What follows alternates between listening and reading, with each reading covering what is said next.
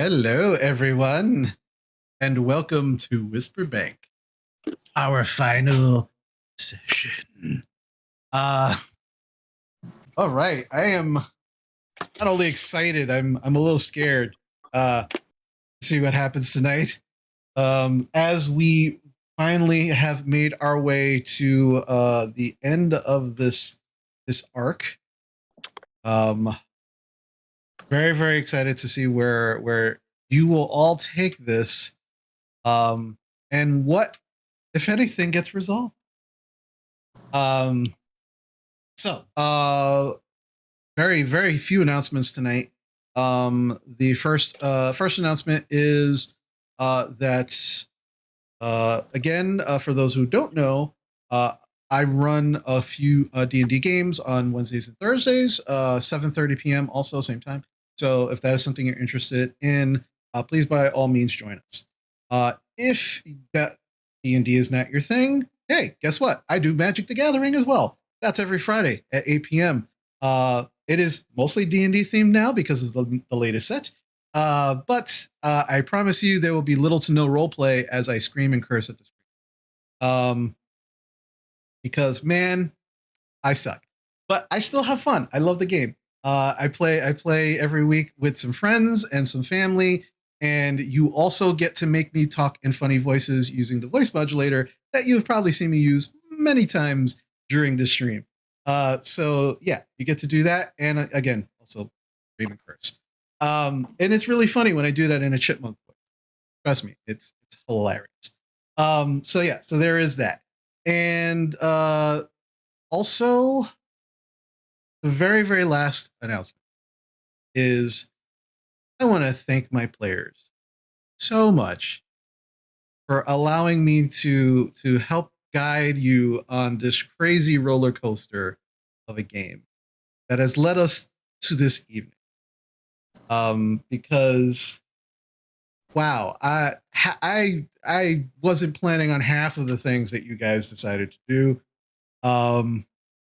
And you guys took this and you ran with it. You all took it and ran with it. So I want to thank you all so much for letting me be your guide. I really do appreciate the opportunity. So, and with that,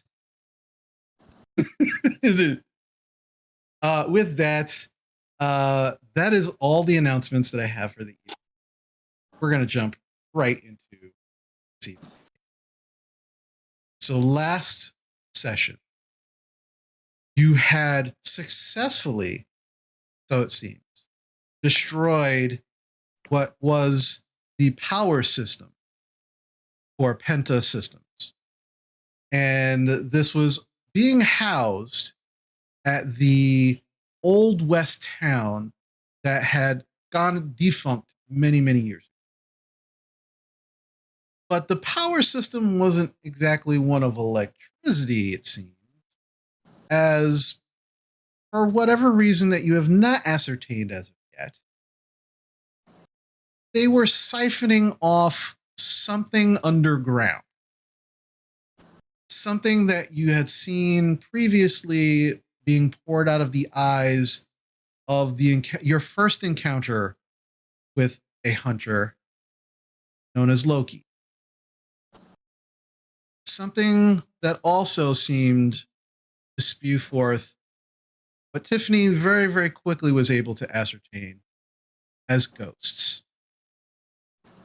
So as you definitely destroyed something within this cave system that really seemed to upset someone or something that you had not yet encountered, known that identified themselves as Hunter Prime, and gave you a few tidbits of information.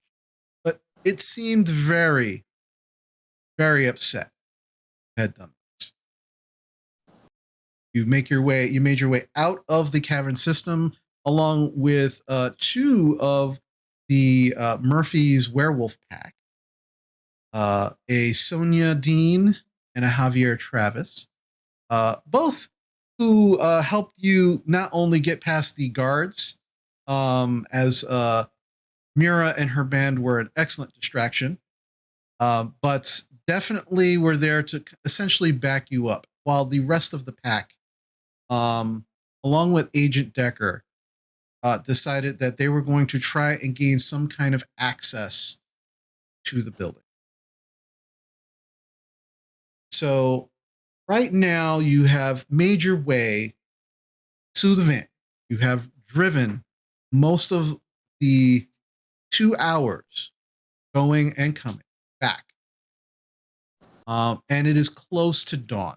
It is still dark, but you can start to slowly see the light beginning to creep over the horizon as you pull up and make your way into the abandoned comic book store. On the way there, you notice that it is eerily silent in the streets. The power outage seemed to have knocked out all power. Continues to be prevalent as none of the street lights are on. But unlike previously, there are no people on the streets. But with the ever driving guidance of Beast as he is driving you back, you've finally made your way back to the comic book store, finding the back door seemingly still boarded up but easily opened. You make your way inside, and as you enter, you see that there's no one there. It is completely empty, with the exception of what seems a number of bags that have been placed on a counter in the back area that you had all kind of congregated around. As you look and see these bags, there are bottles of soda, a gallon of water, chips, fruits. It seems like just like a mishmash of just snacks and items that were just kind of thrown into these bags and brought here hastily. And over the next couple of hours, you slowly begin to eat, tend to your wounds, tend to each other's wounds. And you all heal up 2 harm, which I think probably brings everybody back up to. Over the next, right back up to 0. Perfect. And over the next couple of hours while this is happening, there's this ever building sense of dread as the silence becomes deafening, if you will, that there are no sounds of people. There are no sounds of cars, no activity out in the streets. And no one is here with you other than your group that came back. Sonia and Javier decide that they're going to see if they can scout around, make sure that not only the position where you're hiding is still safe, but if they can see if they can find anything. So at this point in time, you are all, it is all of you, the band, just kind of congregating in this area, just kind of tending to your wounds and talking with each other. Like, so that means that the Murphys and Decker are still out? Yeah, no, when you came back, you just saw these bags of kind of like groceries and nothing else. Nobody was there.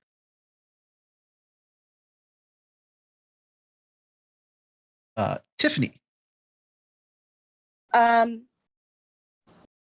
So she sits down and she like pointedly says to Diana, "This is why I needed his blood." And she is going to cast watching. Okay. Alrighty. So, could you please read to me exactly what watching? Okay. You enter a deep sleep and begin to see the world through the eyes of the hex. You can feel the reactions to and impressions of what they are seeing. Okay. So these roll 2d6 and add your dark as you are gazing the abyss. Clear 2d6. 9 plus 2 is 11. Okay, yeah, that is a success. So I would have been okay if it failed because that would have gotten the other toys, but you know. Oh yeah, okay. I hope. As you're all kind of tending to your wounds, and Tiffany says this very pointedly to Diana. You watch as she just begins she sits there, crosses her legs, and she begins It's comfortable. chanting under her breath. And immediately the temperature in the whole room drops 10 degrees. And you can now all see your breath just as Tiffany just continues to chant and chant. And then immediately her eyes open and it is just black. Her eyes are just no irises, nothing. Her eyes are just. And as her eyes are still open, she is still chanting under her breath. And there seems to be this prevalent echo of her chant all around you, where previously there was no echo when any of you talked in this area. There was enough furniture and broken items in the room and in this whole area to muffle sound pretty well. Chris, if possible, Mhm. I would like, once she makes the connection, to narrate. Sure. I don't know if that is okay with you. Yeah, no, awesome. Yeah. Yeah, that's awesome. Cool. Yeah, she wants to narrate it so that everybody knows what she knows. Okay. So as you are making this connection and your eyes flash open, you feel yourself being pulled. And as this is happening, she is now saying to all of you exactly what is happening in this.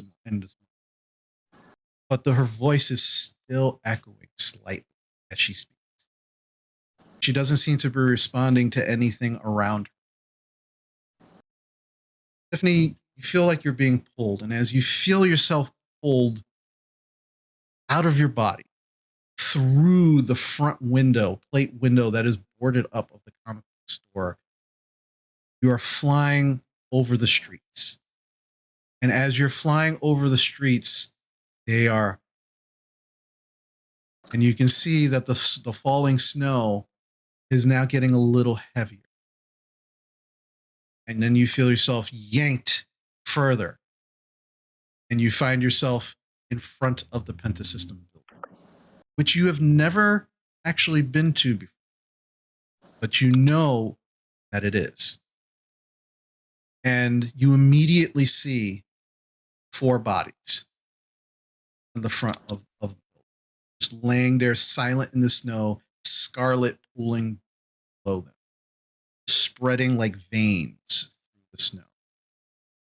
And immediately you are yanked further into the building. And you feel like there is a resistance as you are being pulled into the actual building. And you hear gunfire. And you smell smoke. And immediately you see standing at a doorway with one of the M16s, his bandaged torso completely crimson with his own blood, pale, sweating, Agent Decker. As he opens a door, throws something inside, slams the door shut, and then there's a sound, and then silence. You hear an alarm blaring. Intruder, intruder, intruder, consistently. And you watch as he just aims up at one of the speakers haphazardly and just shoots it out. The alarm goes down. all around him on the ground. Bodies. Most of them are face down. The only light that you can see is coming from the emergency exit lights. So it is red. There are not as brightly lit as you would like. And just as you're about to see if you can make out some of those faces, you feel yourself yanked back into your body. And almost immediately as that happens, the temperature begins to become warm. I just made up a new word. It warmed. And her eyes immediately begin to lose that black film and solidify back into her normal eyes.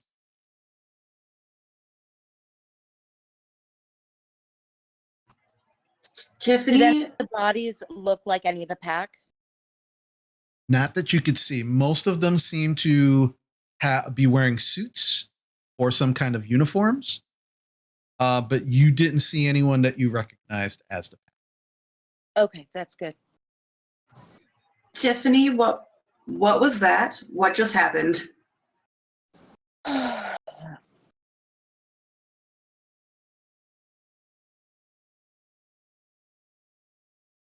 Can I have some water?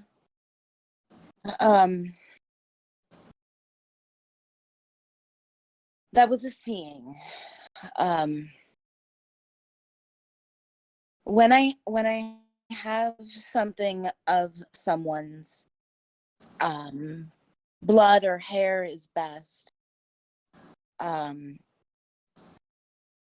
can project.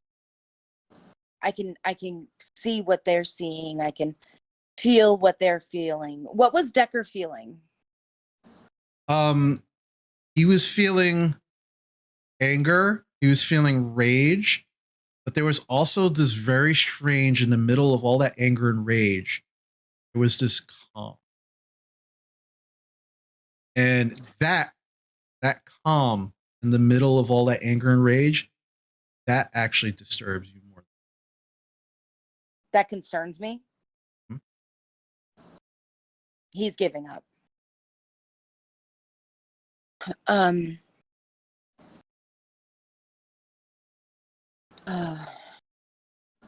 Should we go? I don't know. He's calm, but he's angry. But he's resolute. Is resolute a good term, Chris? Yes, absolutely. He's committed.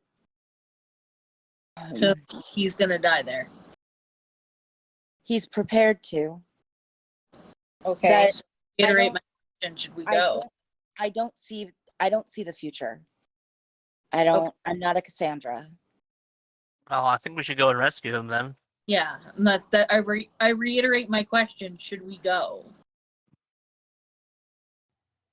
What other option do we have?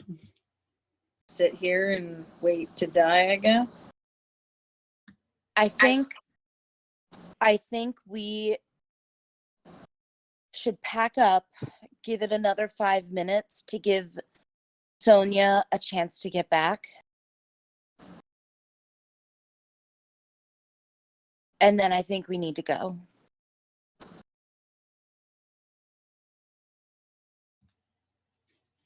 Where is Sonia again?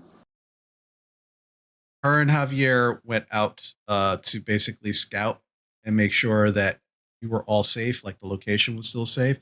Let's see if they can find where everybody else was.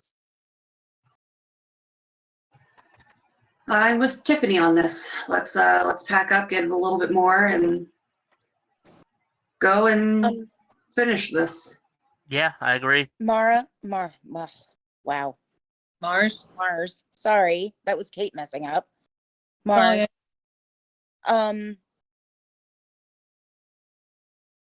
Can you tell if there is a particular place in this building where they congregate the most? I want to leave them a note, but I don't want to just leave it out in the open. I want to put it in a spot where it's going to be safer. I honestly don't know. I mean, the last time I was here, they kind of just appeared out of nowhere. So, Right.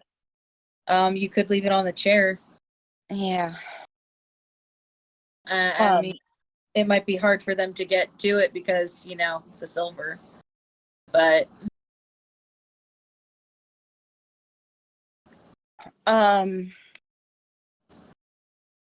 Okay. another thought Sorry. would be to put it in the fridge with the steaks. Actually, that's not a bad idea. Because, I mean, if they're going to come back, then they're going to want to heal up and they're going to want to eat those probably. Yeah. That's a really good idea. I have my brilliance. You are. You're always brilliant, Mars. Aww.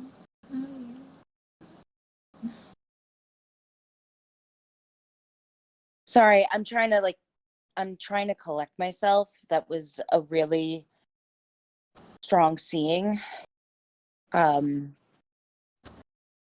guess the question is, are we going to be able to get in there, though? I mean, it sounds like you're saying it sounds like he's clearing a path, but Yeah, he's definitely cleared a path. And leaving destruction. But where's the rest Is of there- the pack with them? They weren't there. And I don't have anything of theirs. I wonder if there's something here. I mean, if you check the chair, Murphy said that he goes there when he's when it's the full moon. The chair? Yeah, buckles himself in. Okay. Chris, I'd like to check the chair to see if there's any fur or dried blood. Anything that might be useful. Yeah, you start to look at the chains and the manacles themselves, and you do see what looks like small clumps of hair around the edges of the manacles. Okay. Okay, so in that instance, I'd like to do it again and see if I can find Mr. Murphy. Sure. Okay, roll 2d6 and add your dark as you once again gaze the abyss. 9. Another success, but this one, the mixed success. Okay. So So she settles back in again, like she's not gonna be like standing and like, oh, I'm gonna go do this now, blah blah blah. Okay. And narrating again. All right, without issue. So as she settles in, you all watch. She kind of like pulls some hairs from the manacles, but puts herself back into that position. And She also she splits the hairs. Like she tries to get enough to possibly do this again, if possible. But if that's not something you're comfortable giving her, that's also okay. So you watch Tiffany get into the position again. She prepares herself. And she begins chanting again. And it's again, the temperature drops once. You see your breath. Her eyes flash open, black. And immediately, Tiffany, this time, instead of feeling like you're being pulled, you feel like you're being pushed. I'm being pushed. You are being pushed. And as you are pushed from your body violently, immediately you see a splash of blood. You hear growls. You hear screams. You hear yelling. You feel this innate sense of fear and terror.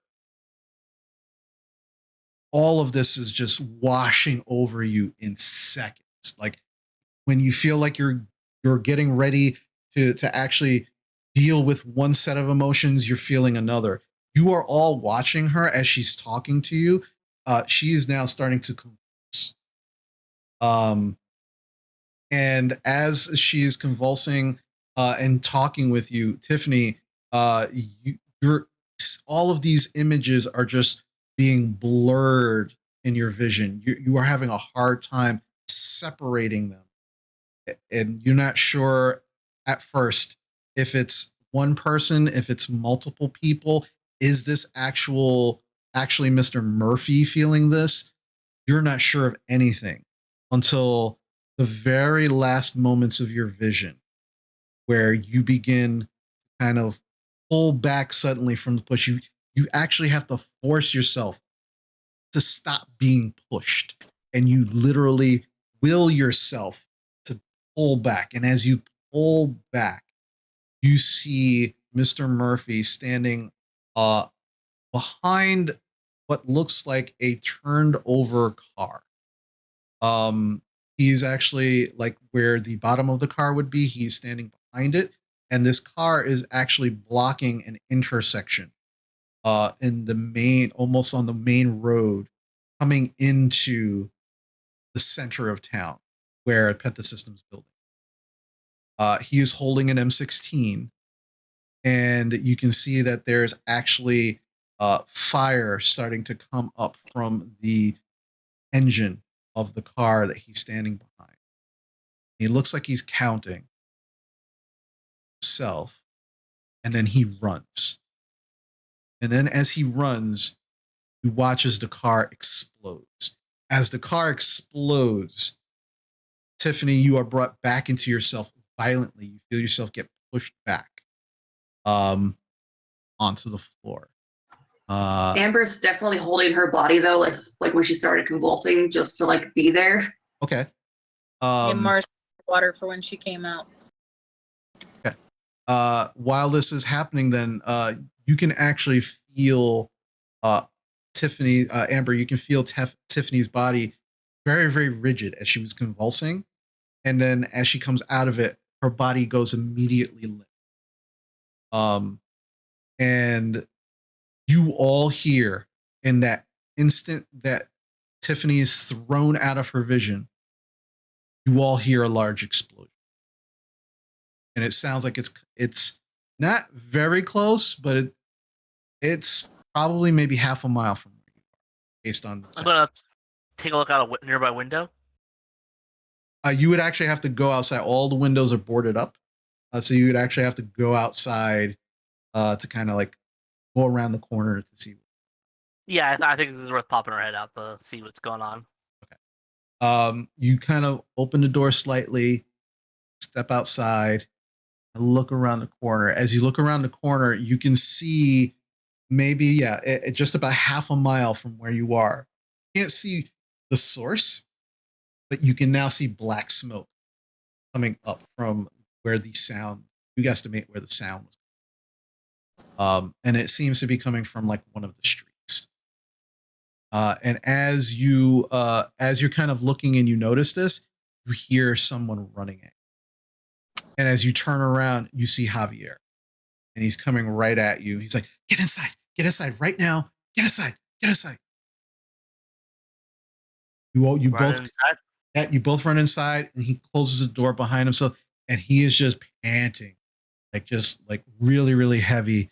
And he's just kind of like, is everybody all right? Is everybody good? Yeah, we're all fine. Yeah, we're good, Javier. What's wrong with her? And he's pointing at Tiffany. Magic. I think she's a little tapped out. She did some stuff. Oh, okay. All right. Well, yeah, we have. Okay, I guess we have good news and bad news. What do you want first? Go with the bad news first.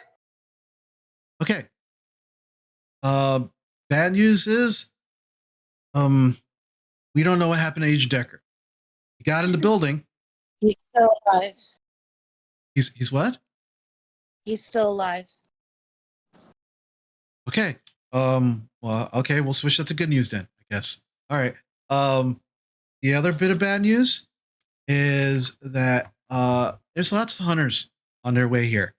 Right now, we're intercepting the closest ones, and we've actually blocked off some streets. So they're having a hard time actually getting here.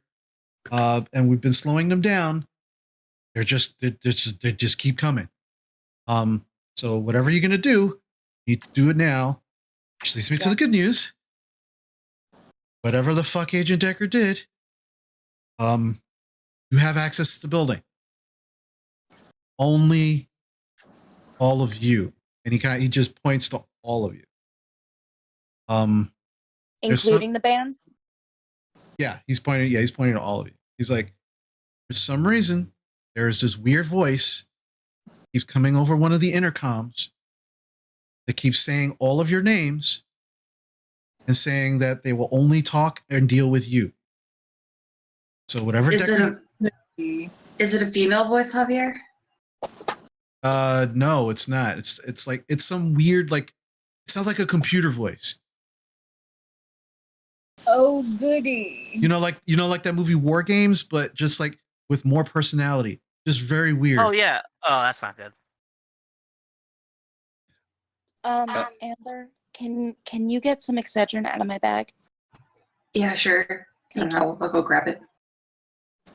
And there is this, and one of the walkie-talkies that you had taken, he kind of starts fumbling with it and turns it on. And as he does, you can actually hear a voice that you're familiar with, not the new voice of Hunter Prime, but the very computerized voice that you've been hearing over the last couple of months when dealing with these issues. Citizens of Whisperbank, please stay in your homes. The authorities are fixing the power outage and the subsequent explosions caused by them. There is still danger, so please do not open your doors to anyone who is not the authorities. This is for your protection. The government secret police. And it keeps repeating, and he kind of turns it off. He's like, that is every radio wave. They're broadcasting it through the TVs. It is crazy. But that's coming from Penta Systems. Whatever you guys gonna do, you need to do it now. We need to go. Hey, Beast, you ready to drive? Javier. Beast is like, I think we could walk there. And Javier's like, yeah. It's like it's not far. It's like a few blocks down. Just go. Okay. Do we want to walk with a bunch of hunters coming after us? No, the hunters are at bay. I mean, if you want to I don't care. Take the van. Whatever you want to do. But you gotta go. Like, I don't know how long we can keep them at bay. Like this is crazy how many people are coming. Yeah. We've got a date with Hunter Prime and he's expecting us. So yeah, we can just stroll up, wet his palate a bit. All right, well, let's walk then. And if it's a date, I'm sad that I didn't dress up more. I don't know what any of that means, but all right, I gotta go because I gotta go. Good luck. And he goes out the door. He kind of looks for a moment and then bolts out the door, closing it. All right, guys, let's head out. Go. Yep. Let's do this. Beast is kind of like holding the keys. Are we taking a van? No, let's Sure, look why good. not? We'll need a quick getaway. I mean, he kind of looks around for a minute and he kind of like gets a little smirk on his face. I've always kind of wanted to drive through the park. Sure. Sure, Beast. It's your birthday. Let's do it. I don't know. My birthday's like next month, but cool. And Tiffany's got a shotgun. Okay.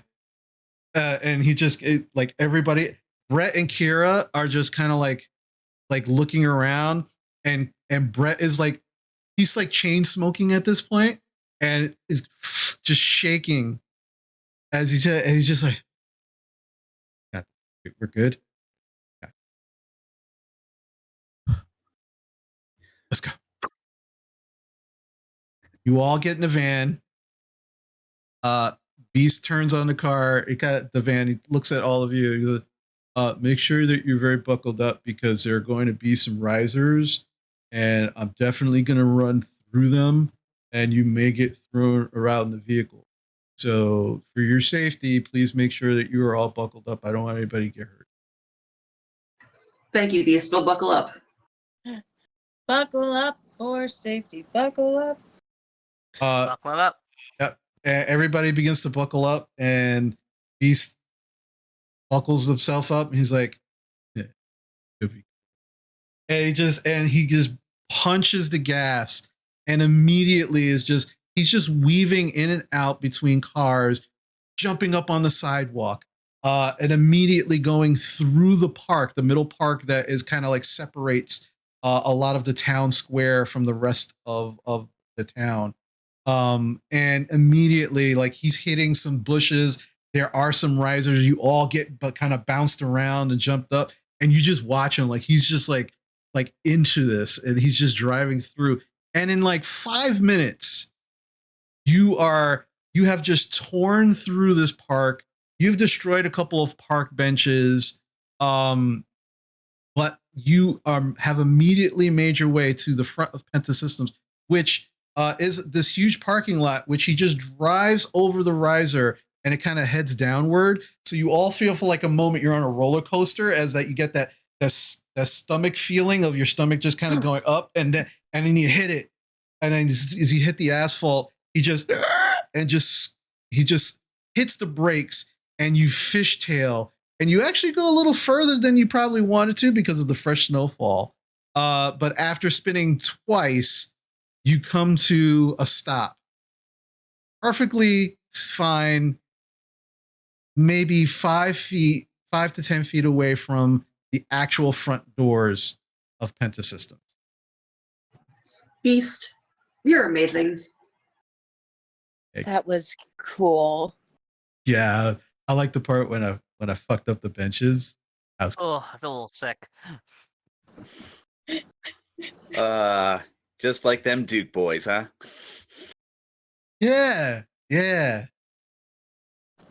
All right. Well, let's drink to our date.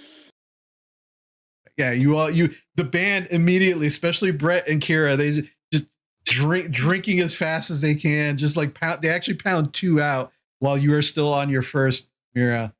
Diana, as this is happening, yes. they're drinking. You feel this weight in your pocket that wasn't there, and it's not. Yeah, it's not heavy, but as you reach in, there's a crumpled piece of paper in there that wasn't there before. And as you pull it out,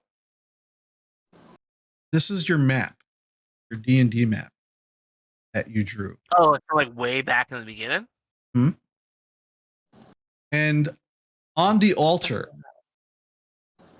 where you originally drew the picture of your first unintended victim.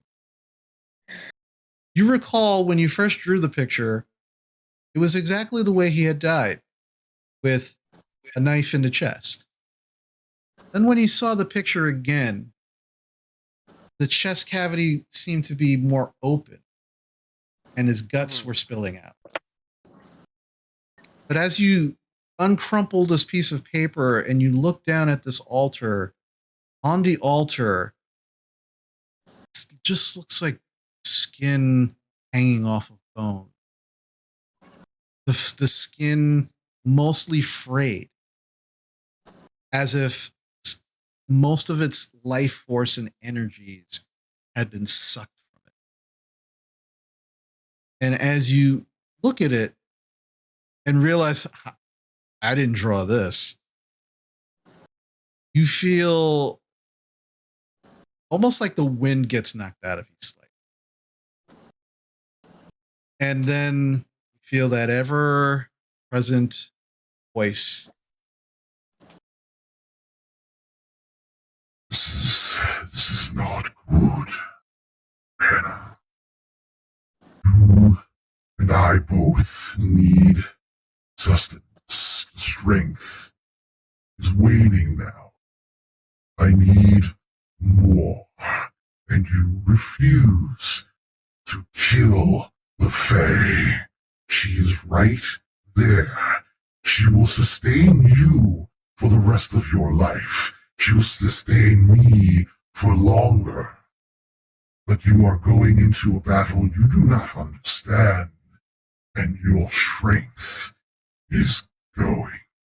So eat her, consume her, kill someone else, and do it quickly.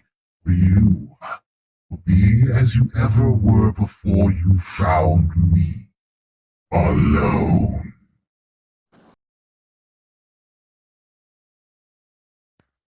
I think Diana's thinking about what it's saying, but she's definitely not going to give it Amber. She's gonna try to talk to it, but like not like out loud, like in her head, so everyone's like staring at her weird. Mhm. We're always staring at her weird. Look, I'm not giving you Amber. There'll be plenty of opportunities for you to eat. If we can get through this, I'll make one more bargain with you. Time for bargains is over. If you want the strength, if you want power to no longer feel weak, then you will give me a soul, and you will do so quickly. And you can all now see, all of you, because you're all still sitting in the van. There is this smoke, very, very lightly beginning to fill the van.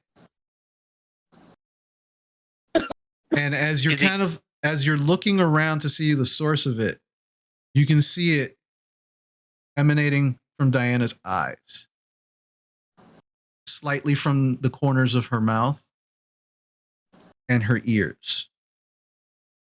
And it's just kind of like, it looks like almost like a heavy fog where as it's coming out, it's very much just dropping to the ground and then beginning to rise.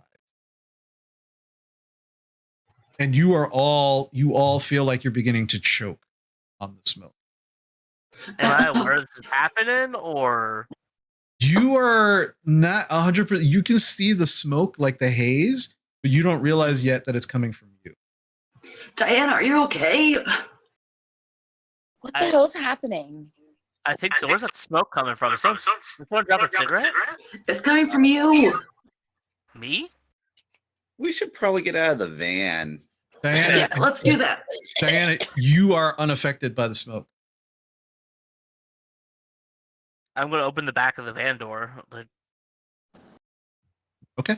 Yeah, you open the door and the smoke begins to pour out, and as it pours out, it's much like a 1990s heavy metal video where the doors open up and the smoke just very kind of coolly pours out. But unlike those videos where the smoke is like very white and fluffy and cloudy, this is a dark green smoke. You thought it was black while you were all in there, but now you can see in the light of day that it is this dark green color as it begins to still kind of emanate from Diana and continue to pour out of. Hey, Mira, I think you might need this kind of thing for your band. Man, it's like you read my mind. Did a smoke machine come out? Are you sure this is from me? It's from you, Diana. Yeah. Your eyes are literally smoky. And not in like a smoky look. Diana, I'm gonna like reach up to my eyes just to like see. Yeah, as you reach up and you actually kind of like put your hands here, you can actually see that your hands are stopping the smoke, but the smoke is like continuing to pour and it is going into your hands. It is coming out of your eyes. The fuck? Diana, I need you to roll 2d6 and roll and add your dark. My dark? Yep.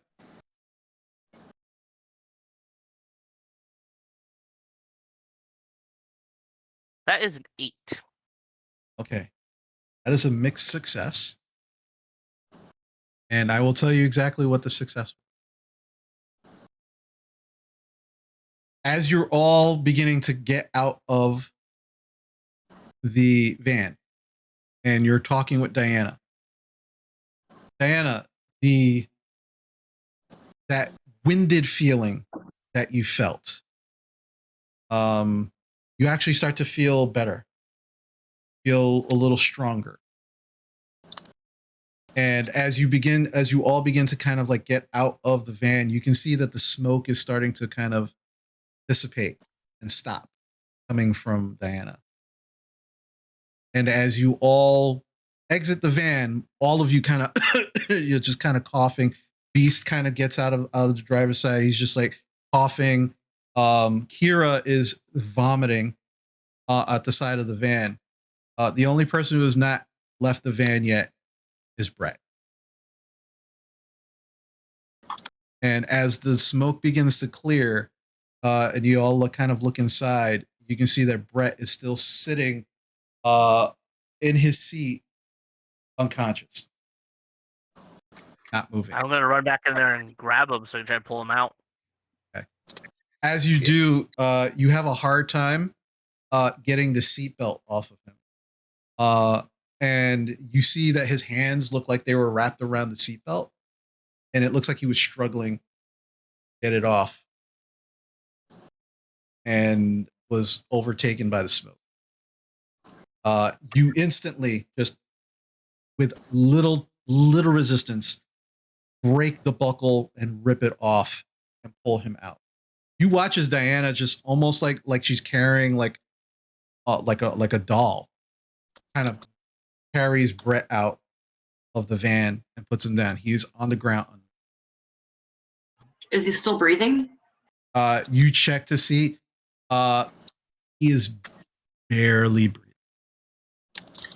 All right. Does anybody know CPR? Yeah. Does anybody know anything? Medical things, stuff, please. Like, I feel Diana probably would, just from the group she hangs out with. Okay. So yeah, she will try to perform CPR on him. Okay. And Amber will help because her dad and like the medical-ish field. All right. Oh yeah, it's even better. Huh? So Amber and Diana, I need you both to roll 2d6 and add your cold. This is to keep calm under pressure while you are trying to administer some kind of first aid, some kind of CPR to see if you could revive Brett. Because he seems like he's. I got 9. Diana, you said you got a 5? Yeah. Okay, so you fail. So that's experience. And He's Amber, a little bit. yeah, and Amber, you got a 9, so that is a mixed success. So here's what happened. Diana, you are absolutely freaking out. You are trying to administer CPR, and you watch as you are doing chest compressions, and the green smoke begins to pour out of his nose and out of his mouth, and then immediately goes right back into his. And you begin to freak out. Amber, you very gently nudge Diana out of the way, and you open up Brett's mouth, kind of put his head to the side, and you see this as you see the smoke come out. You figure, oh, this must be like you're now going to treat this like this is drowning rather than choking. And so you tip his head over to the side and begin your chest compressions and doing everything that Diana was doing. And you watch as the smoke begins to pour out. And as it hits the cold ground, it begins to dissipate. And you do see that some of it does actually try to crawl back into his mouth. But since you have his head to the side, is it actually working? And as you do this, you do feel one of his ribs break. and he does take one harm. But then begins coughing on his own and breathing on his own as the last of the smoke does pour out. And then now immediately begins to vomit. Yeah, you're gonna put him up on his side, most definitely. Like, whoop. Yeah, good idea. Diana, you hear in your head, That will sustain you for now. Don't make me do that again.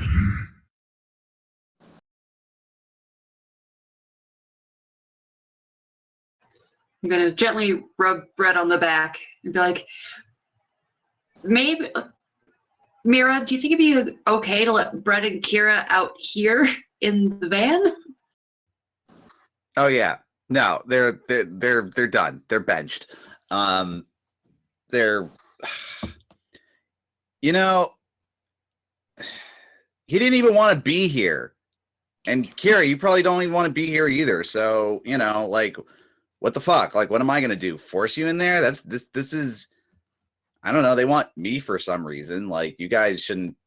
Whatever. Just stay out here. Yeah. Just thank you for not letting my friend die.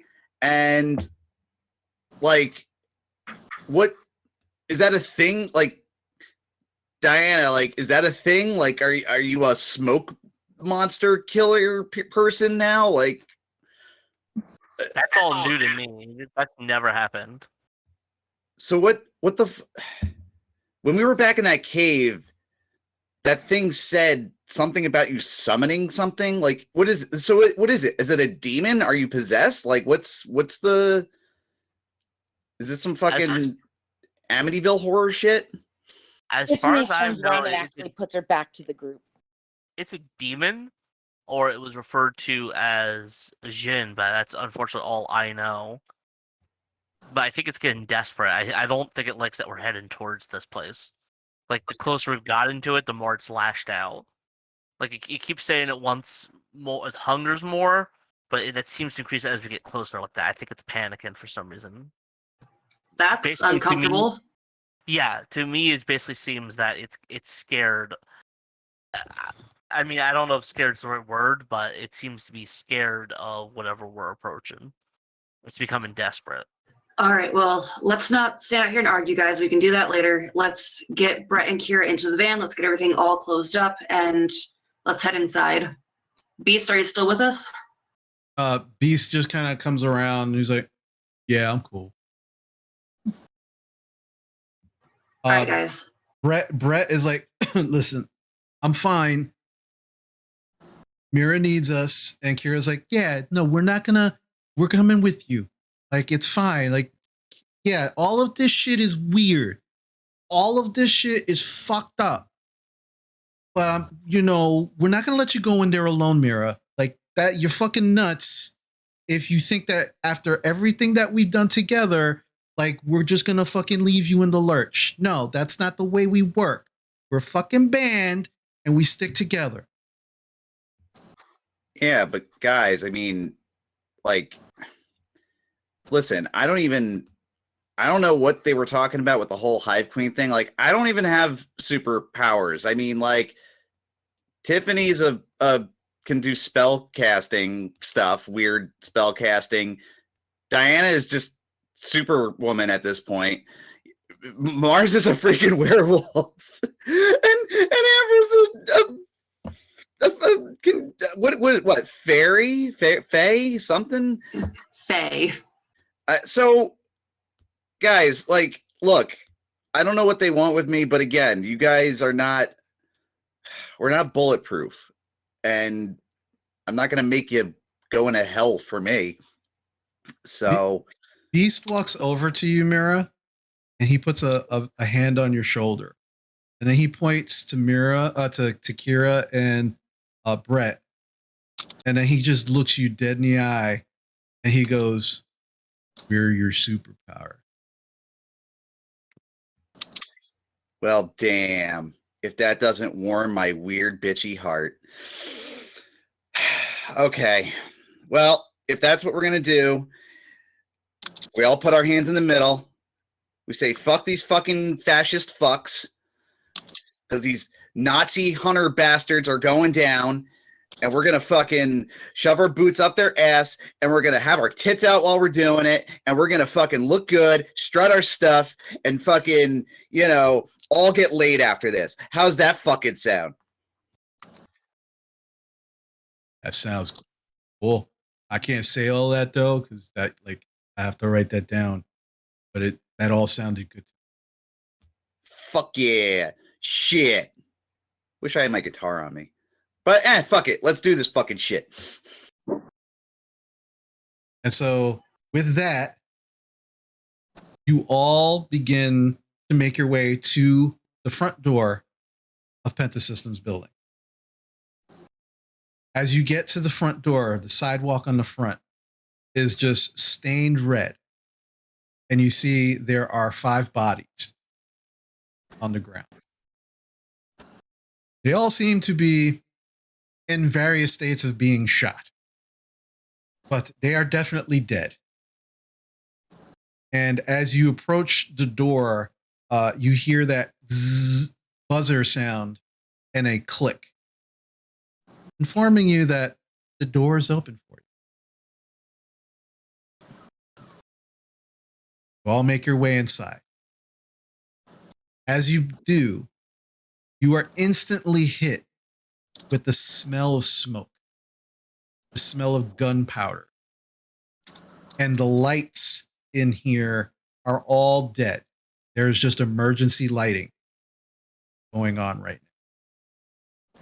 Immediately, you almost trip on 2 bodies. Seem to be security guards of some sort.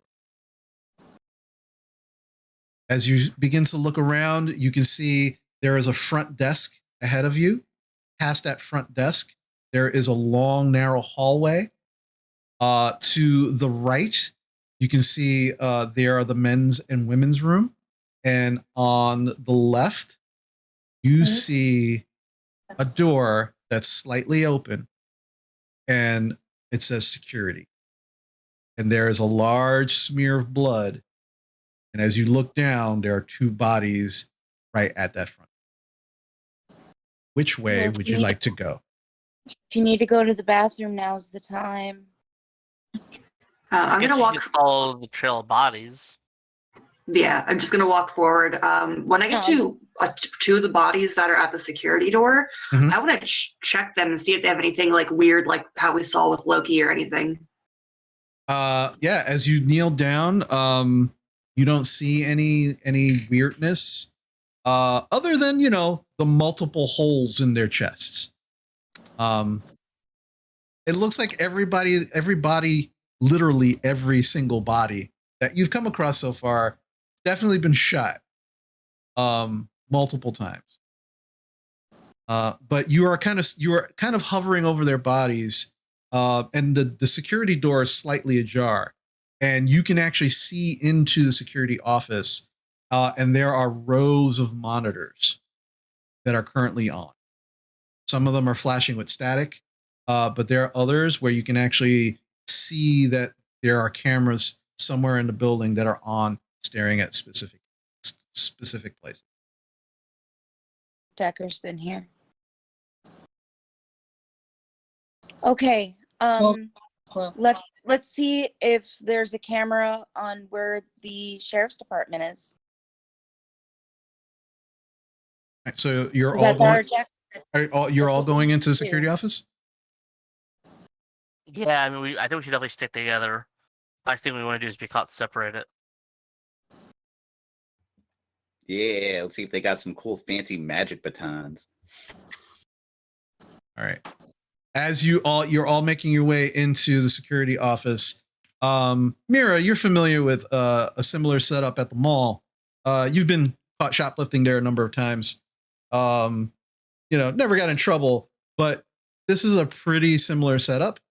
And you are very quickly able to kind of like navigate some of the buttons to make sure to actually make some of the cameras that have the static on just kind of settle. Okay, yeah. Let's see. Blue button, red button, blue button. I think okay, hold on, because they don't just call it prison, they call it a holding area. So let's see, that should be that one. You hit a button, and as you do, you can watch a number of the screens begin to shift. And as they do, you can all see in the corner of each of these screens it actually tells you what floor and what section. So currently you are now looking at the 3rd floor, and each monitor is looking at a different section. There are 12 monitors. So it looks like you are looking at 12 different sections. Most of the monitors are looking at hallways and certain doorways that don't have any specific markings. But there are 3 in particular that catch your attention. One on 3rd floor, section 8. You actually see what Mira was absolutely looking for, some kind of holding area where there are, it looks like at an angle, you can see maybe 3 or 4 what look like prison cells with the bars that are all closed. All the doors are closed. And there are a number of bodies just on the ground in front of these cells. One of the cells actually looks opened, but 2 still look closed. There's maybe 4 or 5 bodies that you can see that this camera is actually looking.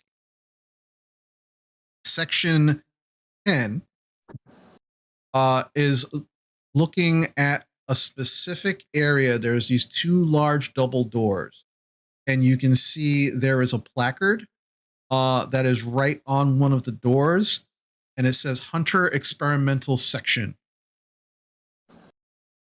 And then the last monitor, section 12, you can actually see what looks like a pile of bodies, just maybe a dozen or more. You really can't tell, considering they look like they're kind of stacked up on each other. And at the end of this hallway, this corridor, you can actually see an individual sitting up against the wall, still holding a rifle, and they seem like they're coughing. And as you look very carefully, you can see that it's Agent Decker. Alrighty, kids. Seems like third floor is where the party's at. All right, let's get up there. Let's do this. Mira, you would know that there are probably some walkie-talkies in this room, or at least like charging stations that walkie-talkies might be in. Again, with your mall cop security experience. And so you would know to probably look for like either walkie-talkies. You're not sure if there might be any weapons, but there is a locker like right next to the actual security desk that seems to have a lock on it. I was gonna say, because at the mention of the walkie-talkies, maybe not even like weapons, but like a lockup of like, confiscated crap or whatever, like. So, but there's a lock on it. Nobody would know how to pick a lock, would they? I can try. I mean, You unless had to break it open. I was about to say, does Superwoman want to just break a lock? Wouldn't hurt to try. What kind of lock is it again, Chris? It just looks like a padlock. Oh yeah, I'm gonna try to grab it and just yank. Okay. I will say, Volatile? yeah, 2d6 with your volatile. Good, that's my best stat.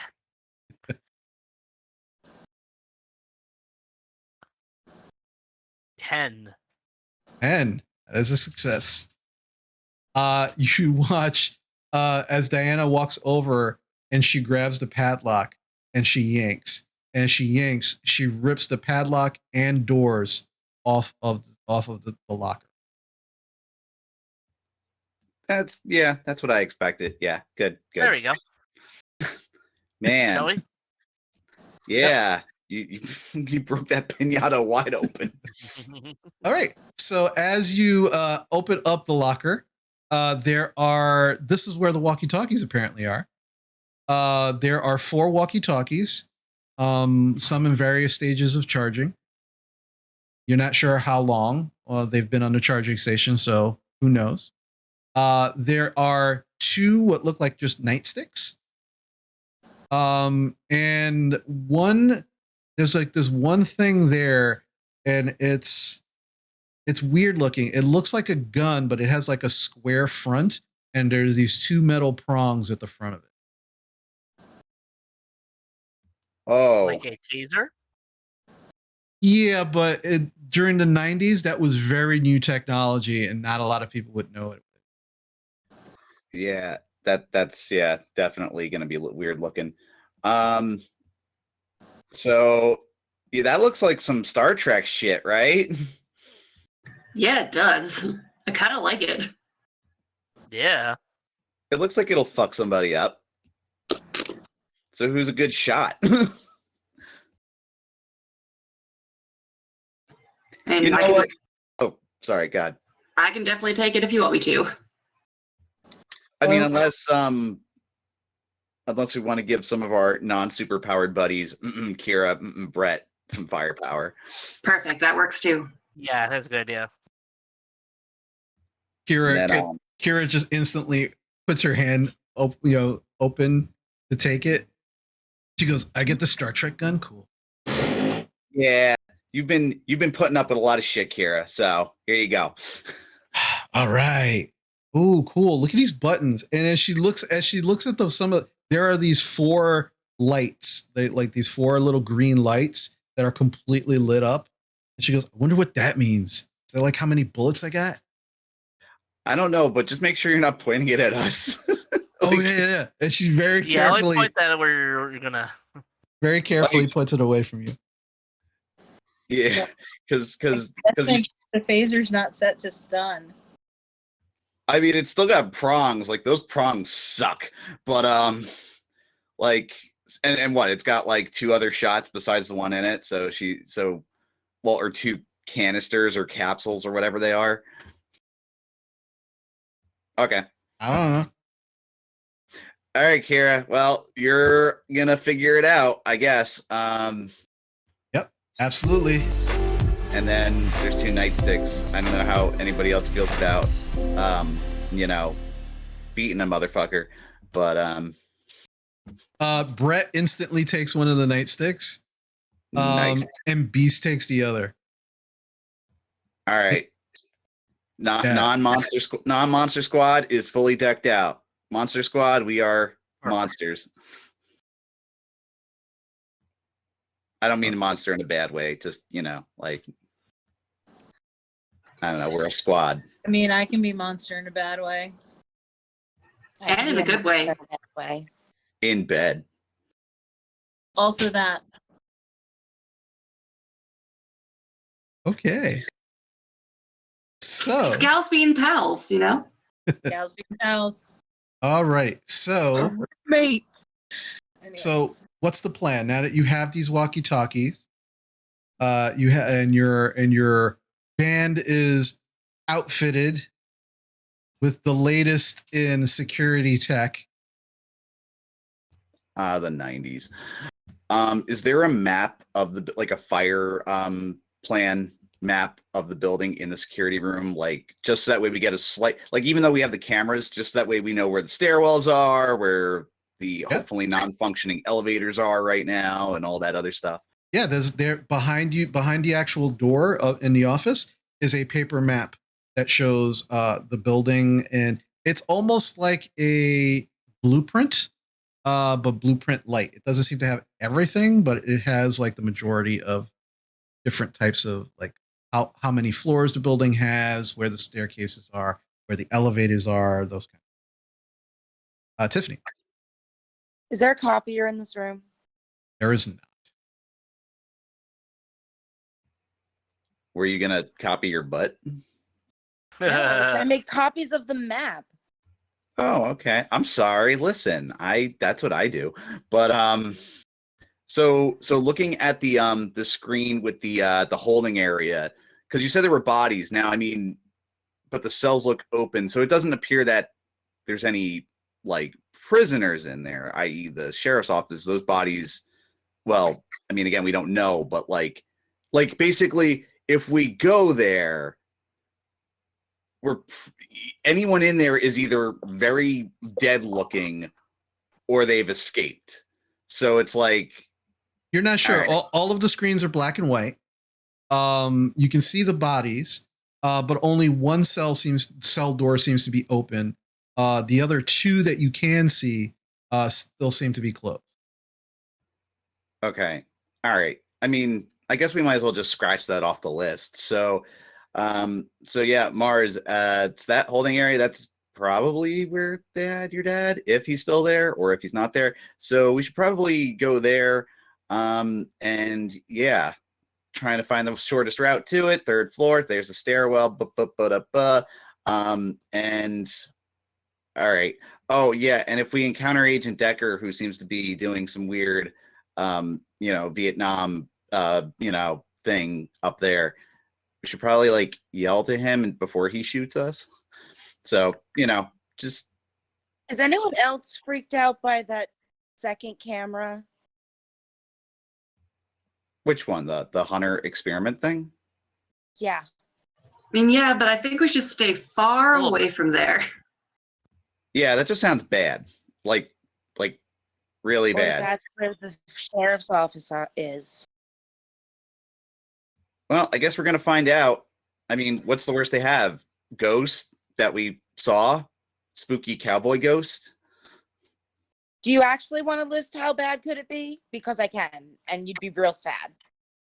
Listen, All right, well, let's go find Decker. Let's go. Let's start going, guys. We're losing time here.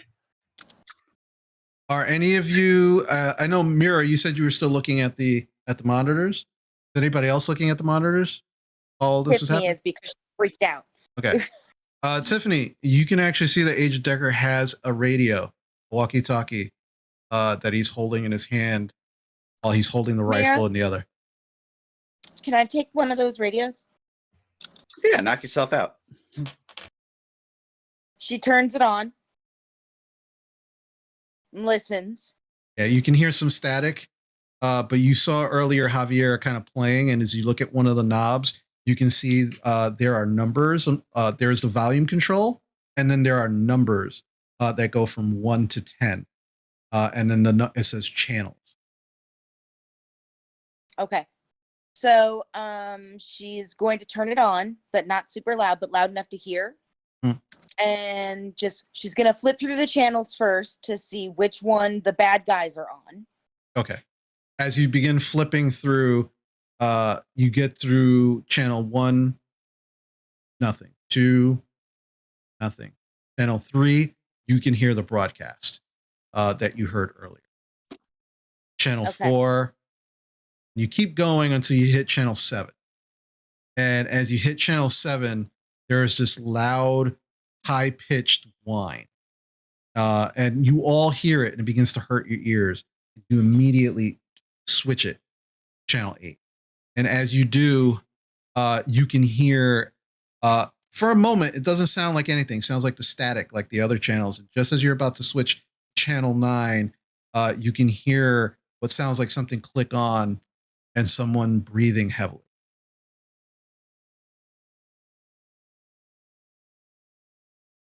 David Duchovny. Oh, good. The cavalry's here. Cool.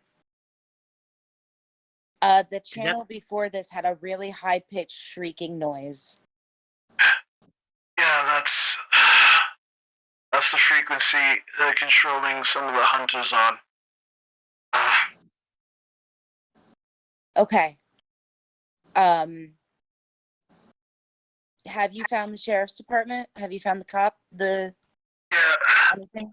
Yes, he's in section 10. He's in the experimental wing. See, told you. Tell him. Okay, Tell him we can see him. He can hear you. Okay. Decker, Bud, we can see you on the cameras. We're in the building. So do you want us to come to you to try to help you? Like what's You can see him. He's immediately shaking his head no and waving at the camera. No. Don't come here to section. Hold on. And you watch as he drops he drops the radio, and you watch him lift up the rifle and shoot at something off screen. And then he immediately picks up the radio You're again. surrounded. Don't come to section 12. Where do we know where the signals? You're coming to me. It's exactly what I wanted. Section Okay. 10 is on the other side of the 3rd floor, where I am. Decker, they were using ghost power. I don't know what that means. Just No, they were literally using ghosts, actual ghosts, and magic to power pentasystems And the hunters. and the hunters. that doesn't make any sense. That goes against everything that Right. the hunters do. Just I listen. know. Just Okay. get the sergeant out. He's in the experimental section. The power is down. We have a window. Find him and get out. Okay. Don't die. You get out too. Just get him out on the other side of the 3rd floor. You hear Listen, I've got gunshots. a lot of questions. Nobody so you can't likes the die. harder. If you hear gunfire, that's me. You want to go the opposite direction. Understand? Understood. Go. And you hear the radio. Okay. You hear the radio click off on his end. Okay. She turns the radio down low and tucks it in her bra. All right. So you have All right. you pull down this map. It very clearly shows you how to get to the 3rd floor via stairs or elevator. Your choice. What would you like to do? Stairs. Stairs. Are not yeah, good. that's probably safest. Okay. All right. You begin All right. making your way out of the security office, making your way down the hall. You pass the bank of elevators. There are 4 elevators that you see. Continue past, and the stairwell, the emergency stairwell, is to the immediate left of these elevators. You begin making your way up the stairwell. You have to push the door open a little harder than you would expect, simply because of the 3 dead bodies behind the door. And as you're making your way up the stairs, very quietly, very silently, as silently as you can, again, you feel almost this oppressive feeling as you progress upwards. And then you begin to hear a very familiar groaning sound.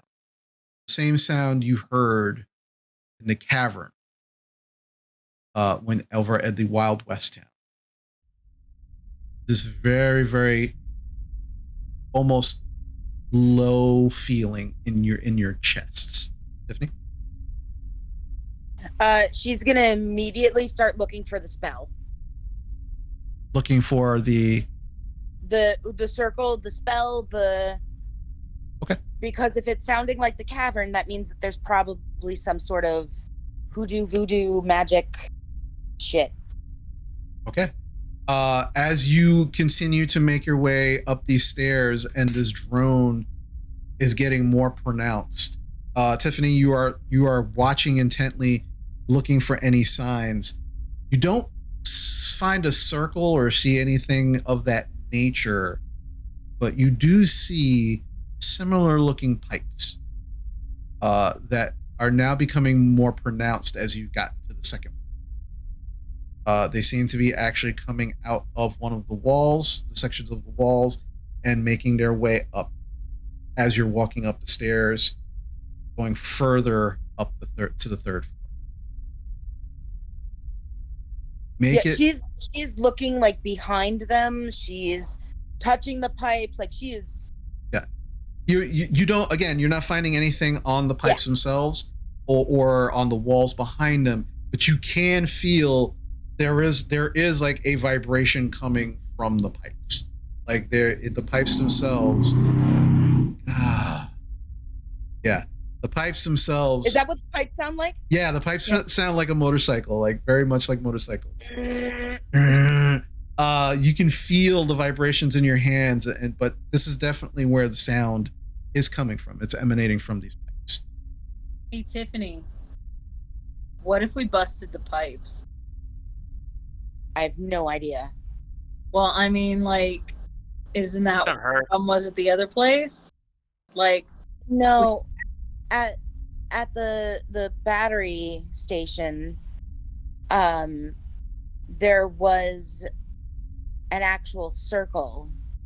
There was sign of spell casting. Right. But Well, I mean, pipes. Also, wasn't the cavern just a backup power? Yeah. Yeah. So they must have that backed up as well then. If we can't find the circle, what if we just bust up the pipes? I'd like to gaze into the abyss. Sure.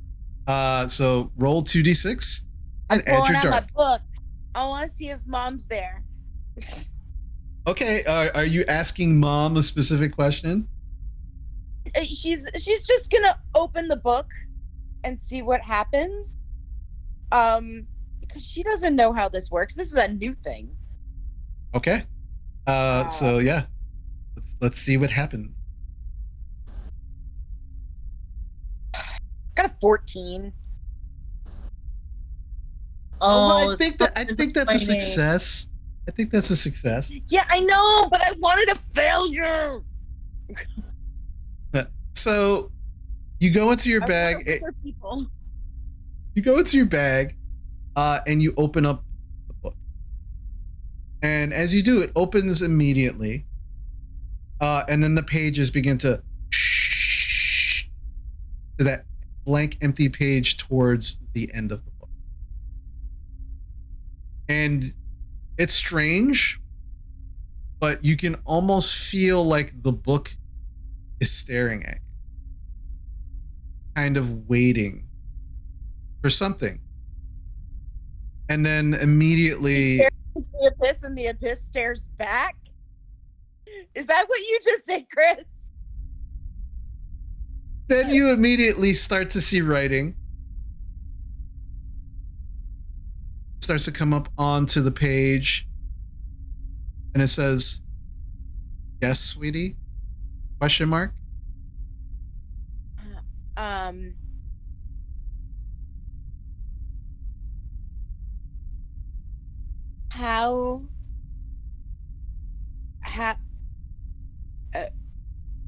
Like there's all these questions.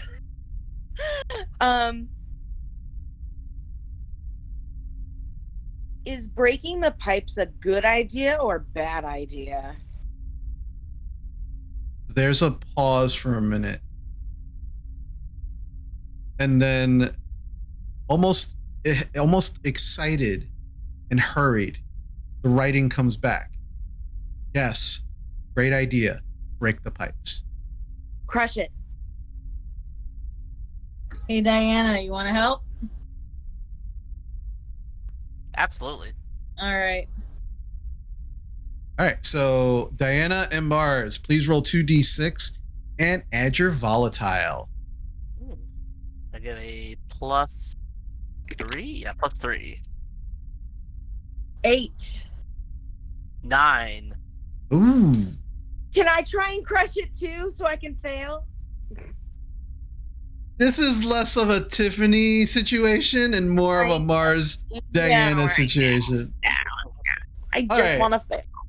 So Mars, you said you got an 8, and Diana, you got a what? A 9. A 9. Okay, so those are both mixed successes. Oh boy. So here's what happens. Mars and Diana, you both go up to the pipes, which are at this moment where you're standing on the stairwell. They're kind of seated, like flush against, like the cement wall. And for you, Diana, it's slightly easier, but Mars, you definitely are able to. Both of you are able to punch a hole into these pipes. The pipes themselves seem to be not made out of like steel or iron, but like some kind of stiffened aluminum. But you're not sure if it is aluminum, but you break through it fairly easy.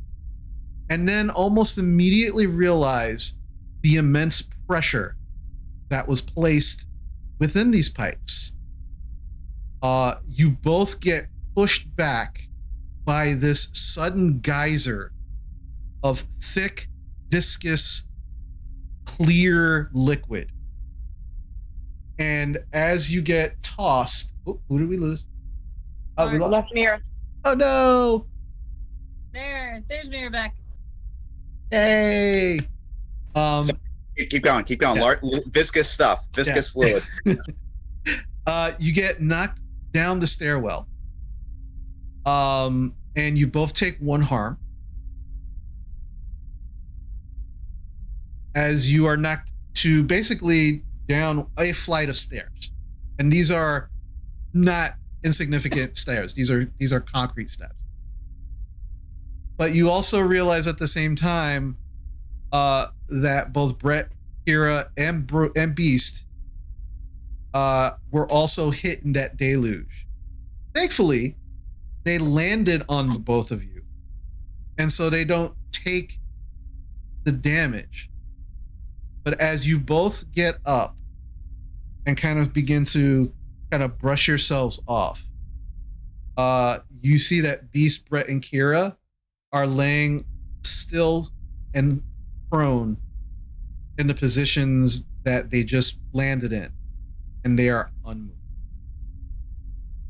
And they're what? Unmoving. They are breathing. And their eyes are open, but they are unmoving. Tiffany like goes flying down the stairs. What'd you all do? The stairs are just covered in this goo. And you can see that the holes that Mars and Diana punched, it seems to be now flowing lightly out of the holes and eventually comes to a stop. The pressure being released, that was probably the suction, no longer able to pull whatever this is to where its destination was supposed to be. What is this goop? Is it like ectoplasm? I have no idea. It's the stuff that came out of Loki. It's is ghost. that stuff? So Tiffany is looking at all 3 of them, like freaking out, trying not to freak out. Okay. Yeah, Are about their that. eyes blinking? No, Like- their eyes are not blinking. Are they gonna friggin' Don't make me have to like seduce ghost versions of my friends to make them on our side, because now they're possessed by Cowboy Ghost. I want to do Amber that? will make her way down and just like tap Beast lightly on the face, like, "Hey, bud." Amber, as you are walking down the steps, you are watching as this viscous fluid is actually now starting to evaporate, dissipate. And Tiffany, as you're looking at all 3 of them, and they're just soaked in this goo. You watch as it just kind of like, you're not sure if it's evaporating or actually seeping into their skin, but almost within moments, their bodies are completely dry, their clothes are dry, and they're no longer covered in this fluid, and the floor is completely devoid of this goo. Are they still not blinking? They're still not blinking, but they are breathing.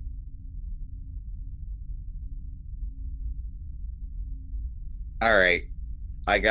So Amber, you're with Beast. I go to like Brett and Kira, and I'm like looking into their eyes and being like, "Are you cowboy ghost or not? Answer me." As you say, answer me, I need you to roll 2d6, and you're going to add, I'm going to say,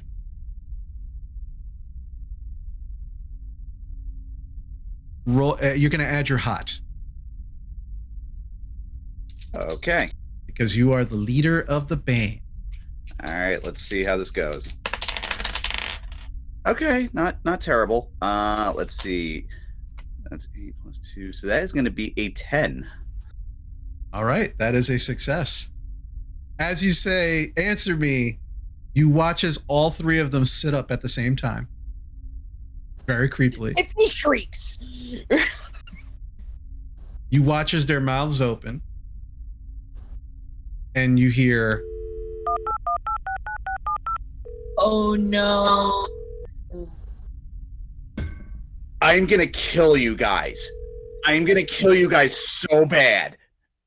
All right, so we got to run from my band because now they're possessed by hunters. You proud of yourselves? you hear that noise, No. die. It doesn't complete the way you've normally heard it complete. And then all three of them turn their heads and just look right at you. And then you hear all three of them say at the same time, Require programming. Oh my god. Wait, what did they say? they They said require- require programming. I think we interrupted it before it was completed. And now we're in control. This is fucked up because they're my friends. If they weren't my friends, I would feel much less bad about this. Okay, so Team Ignatios, follow me, protect group, and don't die.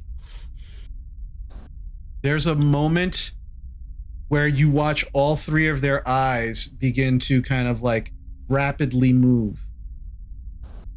And then again, all three of them at the same time, still staring at you, Mira. Require designation of group. Designation kick-ass. Require member names of group. Team Kick-Ass. Group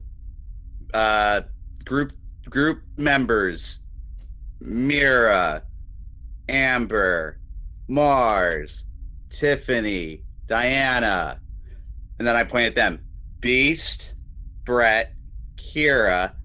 Don't forget Decker and Mars's dad.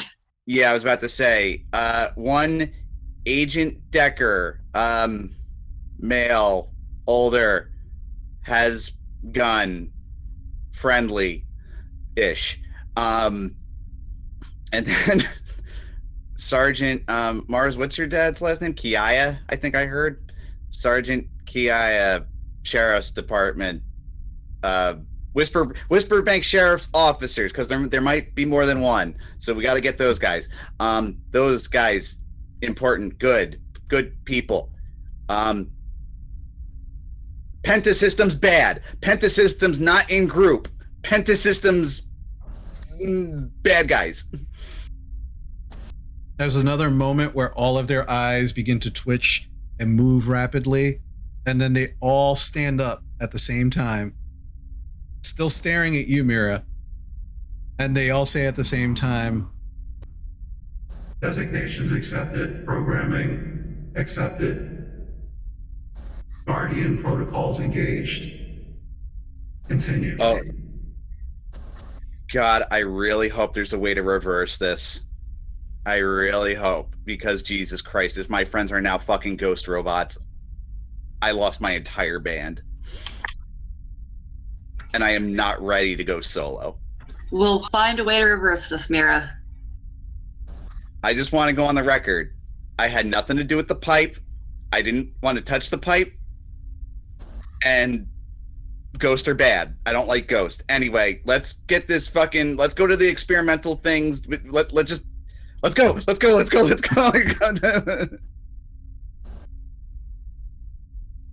All right, up the stairs. Amber starts going. okay.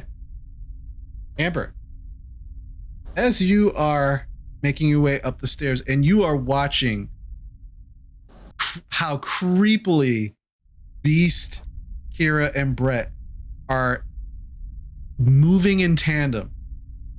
Their actions are, every time they make a movement, they seem to be reading each other's thoughts and actually doing the same movements at the same time, but absolutely like protecting the group. Kira still has her hand on the Star Trek gun. Beast and Brett have the nightsticks, but they're very much, their heads are moving at the same time, looking around while they are following the rest of your group. And you hear a voice in your head. Isn't that fascinating? You mortals come up with the most interesting ways to control each other.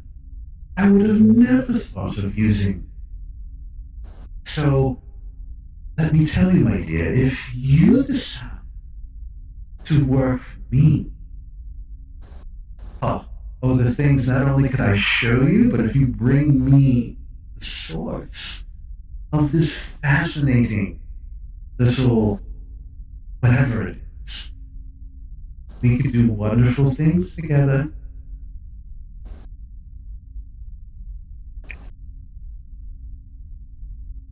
I'm not going to reply at all. I'm just going to keep going and ignore her.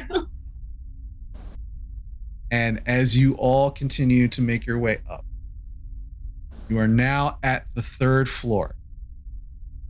You have to clear a number of bodies to actually open the door, as it is slightly ajar, but there are bodies on both sides blocking the actual way to the floor. You can see that Agent Decker has been very busy making his way up to this section of the building. As you actually enter the 3rd floor area, you can see on the wall there are a number of signs. They are arrows pointing in different directions of the building, but they actually don't have any names. They just have numbers. On the left side, you have sections 2 through 10, all 2, 4, 6, 8, 10. And then on the right side, you see sections 1, 3, 5, 7, 11. Don't actually see a sign for section where Decker said you were. And you also saw in the security room that there was a monitor that said section 12, but there is not one there on the wall. But you know that Mars's dad currently in the experimental wing, which is section 10. What would you all like to do? Amber's going to look at Mars and be like, let's go get your dad. All right. Yep, no question. You begin making your way left, making your way to section 10. As you're walking, You hear gunfire in the distance. It is definitely on the other side of the building. So you feel that, based on what Agent Decker said to you previously, you're going the right way. As you get to section 7, you can see all of the hallways thus far have been pretty easy to navigate outside of just stepping over bodies. You can actually see that the hallways have doors that are open, and you begin to make your way through those doors. Once you hit section 7, however, there are glass double doors that are closed, and as you kind of get to them, they seem to be locked. And there is definitely blood and bodies on your side, but there doesn't seem to be any bodies or blood on the opposite side of you. How would you like to get through the doors? Just gonna glance over at Diana. Yes. I'm gonna try to force them open. Okay, I need you to roll 2d6 and add your volatile. You are going to Alright. lash out violently at these doors. That is a 7. Mixed success. These doors are definitely not glass. And as you smash your hand into them, you watch as almost like spider web just cracks, but does not shatter or break. And you just probably put all of your strength into it. These doors Your are ha- a lot tougher than I love. Your hand is tingling slightly. You actually felt that. How? So looking okay, so seeing what Diana just did, like, so we can, this is gonna sound weird. We could see through the door, right? Like you said, there's no bodies on the other side, there's only bodies on our side. Right. Like looking through the door, like, what do we see? Or does it seem like a reflection, or like No, I don't know, just looking at it. It seems like more hallway. It just seems like more hallway. But again, there's no regular lighting. It's all emergency lighting. So it just looks like more hallway on the other side. Okay. Is there a key card like swiper or maglock thing like next to the door? Like if I was a normal person. Okay. I also wanted to ask this before, like, because you keep mentioning all these bodies, like how there's just bodies everywhere, like, because I guess what I'm gonna do is I want to just do a cursory like look at these bodies, see if maybe like someone has, especially if they're uniformed, if like they have a key card like hanging on a pocket or something, like, but also too, like, I'm curious if the bodies themselves, like, are these hunters, or are these just like the rent-a-cops, or are they other people, like who? Because again, like, lots of bodies. How many like security people did they have in this building, or are these hunters? And like you said, I know you said some of them were in suits or like a uniform, but like, are they all Penta systems? Are they like kind of like Men in Black? Like what? Like, okay. You know. So you go to, there's 3 bodies in front of this door. As you approach them, they're all face down. They all seem to have been shot from behind, and they seem to be wearing suits. And you begin to turn the first one over, and as you turn the first one over, the eyes are wide open. There are no colors in the eyes. It seems that it looks like just a regular guy, decent medium build, maybe about 5'10", 5'11". There is a holster and a gun, not taken out. It's just still sitting in the holster. And on his actual, like, on his shirt, on the inside, with lots of blood over it, because, you know, got shot through the chest from behind. there looks like an ID badge. And it says James Thompson. And it has a very similar barcode on it that you've seen many of the teachers and you as students actually carrying for school lately to get you in and out of certain classrooms. Oh God, was this like this? I mean, I don't recognize this like a teacher or a school official, right? Or like no, but you're getting the impression that they're using what they recently installed in your school. It's a similar system, but probably more upgraded. And this is the ID badge that this person uses to get around the building. Yeah. Okay. All right. So two things. I take the gun and I hand it to Brett. Immediately drops the nightstick and takes the gun, expertly cocks the gun, looks in the chamber, and knocks the safety off. That was what I expected, and I'm very glad. Yes, I'm going to trust the ghost robot assassins with the firearms. And then secondly, I take the badge. I'm fucking freaked out right now. My God. Hey, look, considering that Brett and Kira are now possessed and not freaking out, I guess one of us has to. Well, listen, I'm freaking out too, but I'm just, But anyway, I take the badge and I test it on the maglock, see if, this might open it.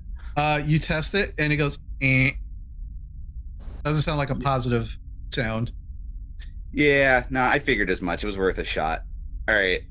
So now this is Mira speaking to the group. So in lieu of,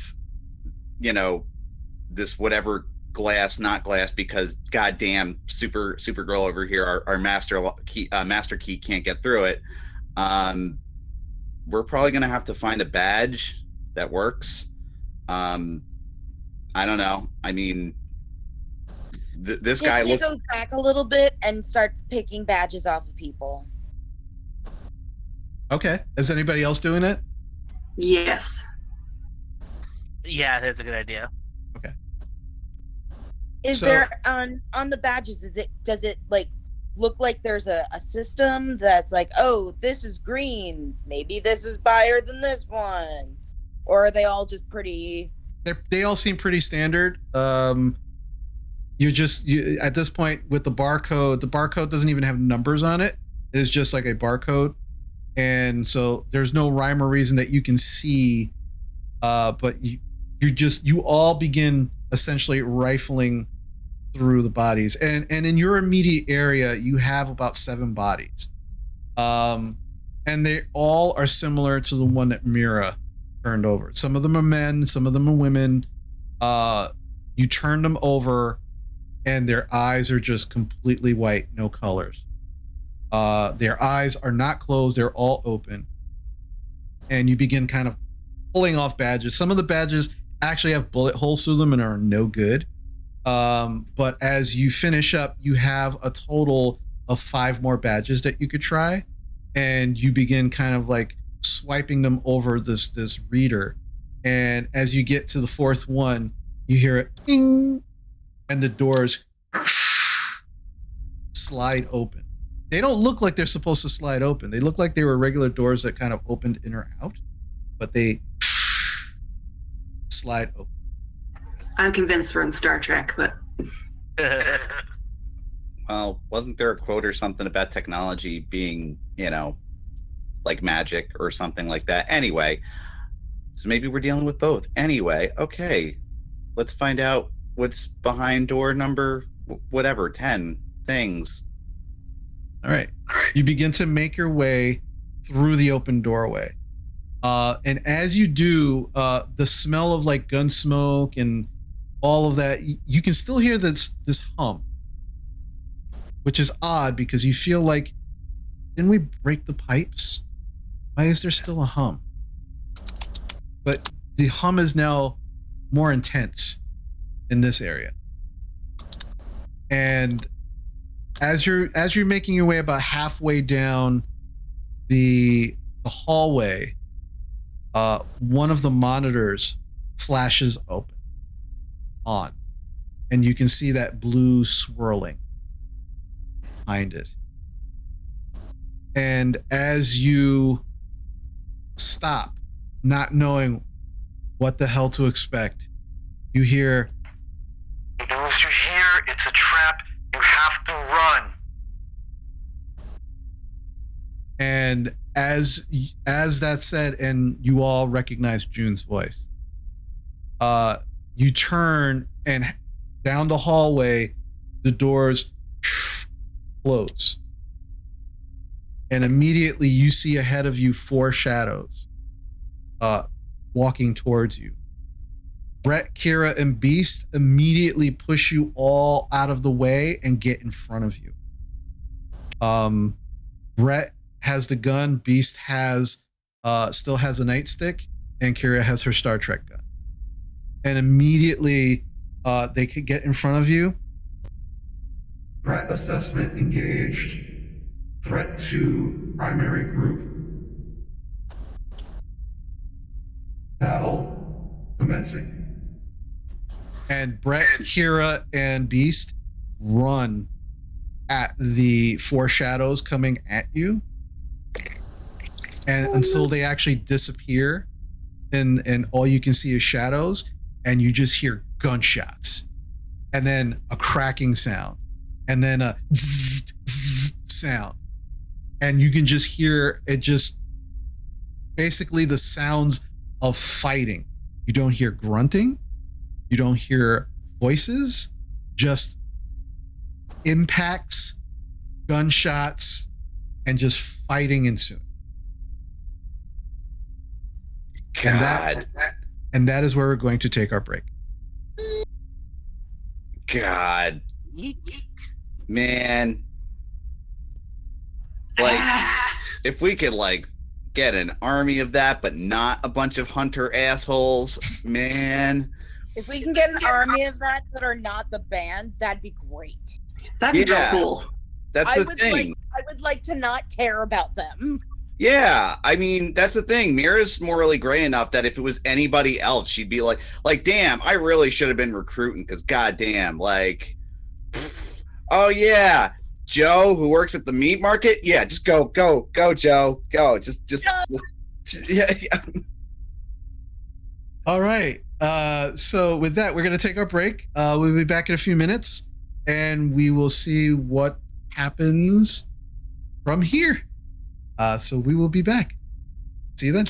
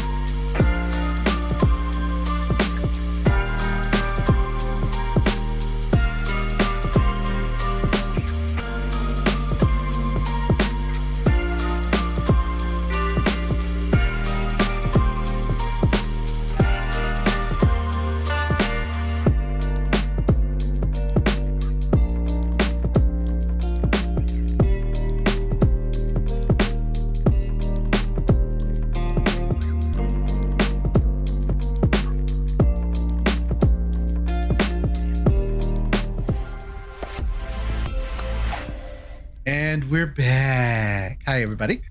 So, before we went on the break, you watched as your companions, Beast, Brett, and Kira, under the Guardian Protocol that they were instructed to protect the group, went to do battle with some individuals that you saw coming at you down the hallway as you are beginning to approach Section 10. Amber's going to lean into the computer or the screen where we heard June and be like, June, if you're still there, where are you? Are you in the building? Like, and who are you talking about? Who's waiting for us? No, I'm in Section 10. The Hunter Prime. He's waiting for you. Just, you have to go. Just go. Sorry, June, we have to finish this. And you watch as the screen flicks off. Well, at least we're in the same section, right? Like, this is where it's all happening. You hear two more gunshots down the hall. You see the flashes of light as your bandmates are continuing to do battle with whoever is down that hallway. Are you just kind of standing there, or are you going to do anything? I was going to say, like, guys, we should so is it just, what other route can we take, or is it just the hallway? Like, it's just forward. It's just the hallway. There's not even doors. Just the hallway. All right, well, I'm going to grab Mars's hand and start walking forward. I was about to say, I think we should at least get our hands dirty a little bit. Yep. Okay. Mars, Amber's hands are really, really cold. And her lips are very blue. I'm going to take her hand and just... Okay. All right. So you continue to make your way down the hallway. And there are sounds of intense fighting happening. There's no more gunshots. But you can definitely hear what sounds like something being, individuals are being struck. You can hear the thunking of flesh on flesh. And as you approach this section, is there anything that you're doing to prepare? Is there anything that you want to do as you're getting closer to this basically group of people that are kind of in the middle of a fight? Keeping my fingers crossed that nobody that we know is dead. I'm going to try to, like, build up as much cold in, like, the pit of my stomach and see if that might be useful in the future. Every like hit, like, Tiffany's flinching. Mm. Okay. I was gonna say, like, can I do, like, some sort of rallying cry, like, to, I don't know, bolster ourselves? I don't, we are, I don't know, just something stupid. Yeah, so I will say roll 2d6 and roll your hot.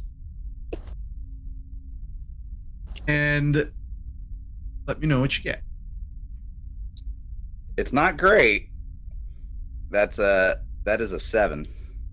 That is a mixed success. So as you're kind of like yelling your rally or your battle cry to everyone there, what is it that you say?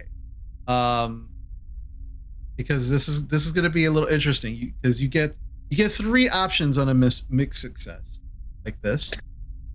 You have to give yourself to whoever you're trying to rally, but you're kind of rallying the group, so that might be interesting depending on what you want to do with that. You promise something you think the group wants, or immediately after you do this or during, you get embarrassed and act. So what is it that you try to say to rally? So, my God, because I know the consequence that I want, but getting there. All right. So I turn to all of you, and I'm like, all right, we have been hunted down long enough. We finally have an edge. We finally have these ghost robot people on our side.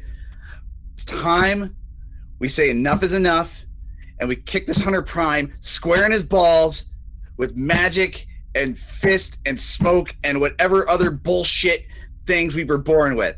And in the process, I go to like rip like my vest off, and I take my whole shirt off. And I'm basically like, oh shit. Well, Meredith got serious. That went to a place. And I'm just like kind of frozen there, like. So I guess my first question is: does Mira wear a bra or not? No. Okay, so that helps me with my description. So as Mira rips her shirt off unintentionally, and it just stands there, shocked and horrified, completely topless. She's literally frozen in the moment, not moving, not saying anything. You hear, maybe like 5 feet away from you, where you are actually like very quickly coming up on the group fighting. You definitely hear what sounds like more aggressive hitting and punching. And you watch as Shadow comes forward out of the group, and you all kind of prepare. And as you prepare, you see Beast moving forward to the group, who kind of walks up to Mira, takes off his vest, and puts it over.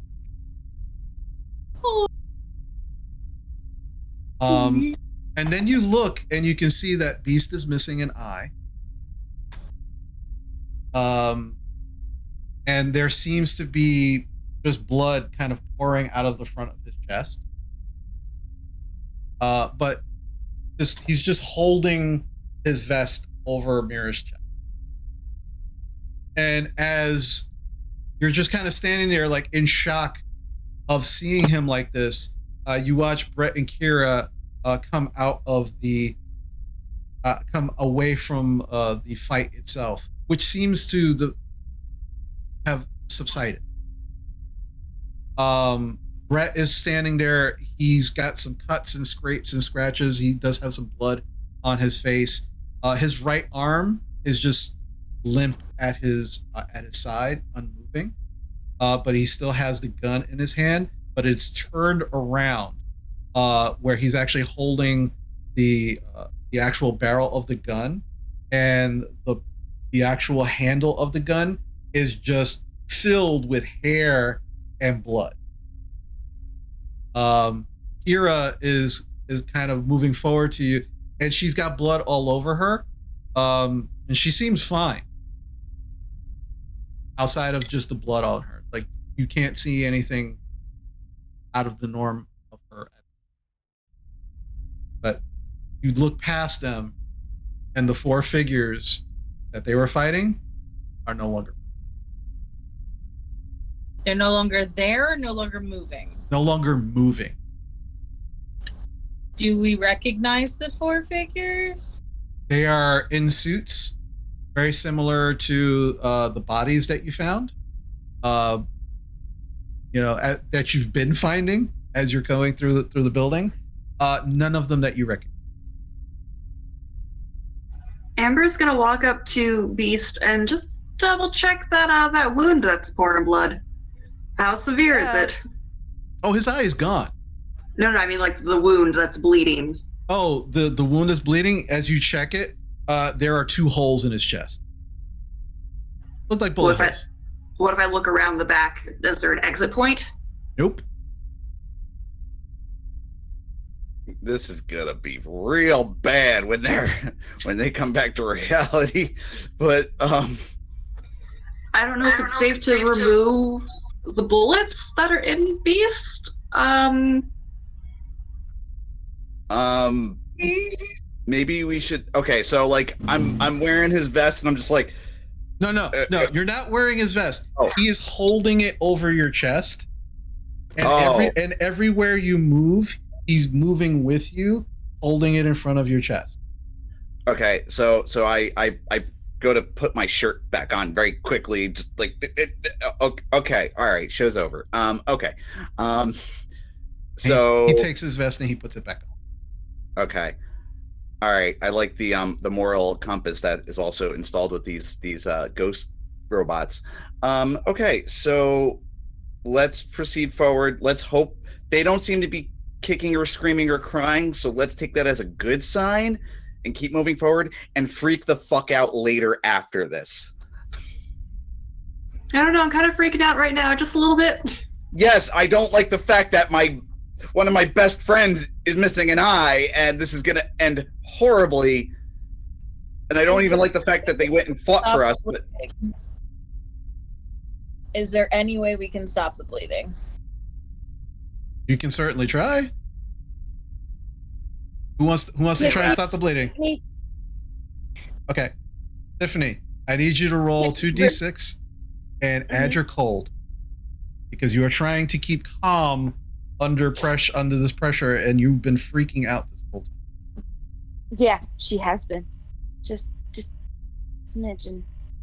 Sorry, I'm pretty sure I have a negative in cold, and so I'm just confirming. Yeah, I have a -1 in cold. Okay. So, I mean, I get the failure I've been wanting all day. So what'd you get? 7. No, a 6. I got a 6. You got a 6? Okay, yeah, that's a failure. Okay. So you Can I try? Ding. you want to try, Rose? You want to I have a try? -1 in cold. I also have a -1 in cold, but I would like to try because I like Beast and I want to make sure it helps. Okay, yeah. So you walk over to where Tiffany is, and you're just watching Tiffany just kind of like put her hands on the holes, and it's not helping. But she's very clearly freaked out and unsure what to do. So you kind of go over 2d6 and roll your cold. What did you get? I got an 11 -1, so a 10. 10. That is a success. So you are able to kind of rip some material off of the bottom of Beast's shirt, and you begin to kind of staunch the wound as best you can. Eventually, the bleeding is probably going to stop, but he needs serious medical attention. Like this is, but for now, you're able to kind of like staunch the wound slightly. To keep it from just pouring out. It is slow. It's a slow bleed. I would like to try and save Beast as much as possible, while also trying to keep Tiffany from hyperventilating. Oh, no, that's not happening. That ship has sailed. She's in Guadalajara, hyperventilating. We're taking trips in our minds because we're freaking the fuck out. So all right. But the band is standing there and waiting to see what you as a group do next. All right, let's try to compose ourselves and let's go and get to Hunter Prime. Yeah. Because it's no longer a trap since we know about it. Because fuck this guy. And the sooner we can stop, the sooner we can save everybody else, because it's just going to get worse. Oh yeah. What's that story about the guy pushing the rock up the hill? Yeah, we're like, Prometheus?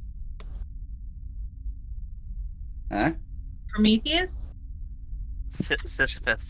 Sisyphus, yes. Prometheus is getting his liver eaten. Yes, by the bird every day. Mm-hmm. The Greeks are weird. Same shit, different Eos. Let's go. You have the strange talk as you are progressing, just trying to keep yourselves all from freaking out. As you are walking over the bodies of these 4 individuals, who one of which his head is completely destroyed. Like their head seems to be just completely smashed in. Another is actually still twitching, but you don't feel it threatened in any way, as one of the arms is completely wrenched backwards. The other arm is broken in at least 6 places. One of the legs is completely broken in multiple places. And it's pretty clear that either the body is just twitching in its death throes, or it ain't going nowhere. It just wants to. Like the bodies are pretty messed up. Tiffany. Tiffany is checking every body for a weapon. They all have guns on them. She collects all of the guns and starts handing them to the Guardian Squad. Okay. And when they run out of hands, she puts them in her bag. Okay. So the 4 individuals, one of them, their gun is empty. You figure that's probably the one that shot. The other 3, their gun kicks that one. The other 3, their guns are still in their holster. It looks like they didn't actually. Only one of them got enough time to pull out their weapon before doing anything. So you're able to get those 3. You hand one to Beast. Beast takes it immediately, cocks it, flips to safety. Brett does the same thing, throws the bloody gun down to the ground, takes the gun, does the same thing. Kira, you hand her the gun, and as she puts her hand up to grab it, you can see that her 4 fingers minus her thumb are all twisted and broken in just different directions.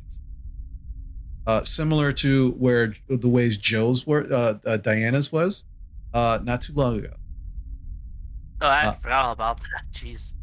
Tiffany is going to actually stop the group and try and splint the fingers. Okay. You've done this with Diana already. So you begin to splint the fingers. Kira doesn't make any noise, does not react in any way while you actually move the fingers and splint them. And you can hear cracking and just as you're doing all of this.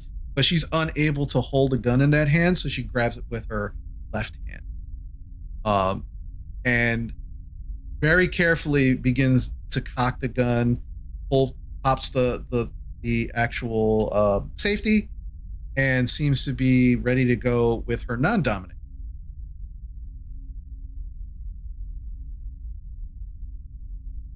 She kicks the empty gun guy again. Yeah, without a problem. But you continue to make your way down the hall till you eventually reach the double doors that you saw on the camera. And you are at the experiment. As you progress to the front of the door, getting ready to open it, the doors open inward, just as you are all ready to open the door itself. And now you can hear that droning sound just prevalent in this room. As you walk in, you can see rows and rows and rows of computers making just various different noises, lights flashing in different areas.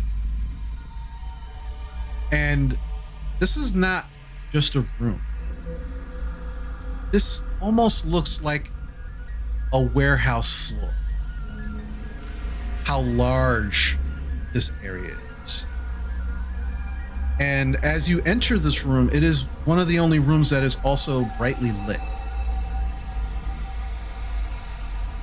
And as you're looking at the computers and everything that's making these noises, That's not what takes you aback. What takes you aback is immediately in front of you is a row of 6 cylinders. Glass, or at least they look to be glass.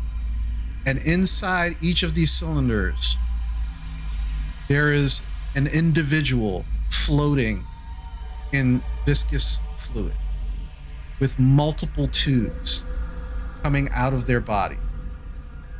Some of them out of the neck, some of them out of the forehead, some of them out of the chest. And they all have their eyes wide open. And occasionally there's a twitch. If this wasn't enough,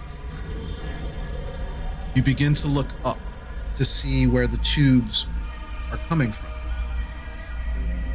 And as you begin to look up, that's when you actually notice an even more disturbing sight. You see at least 24 individuals hanging from the ceiling. They're lying flat, horizontal. And the only thing they seem to be suspended by are these tubes. The tubes seem to go further up into the ceiling until they become this mass of tubes that eerily resemble some kind of brain.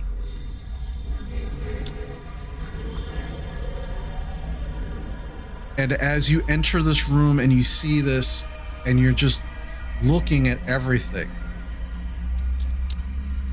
you begin to hear Hunter Prime.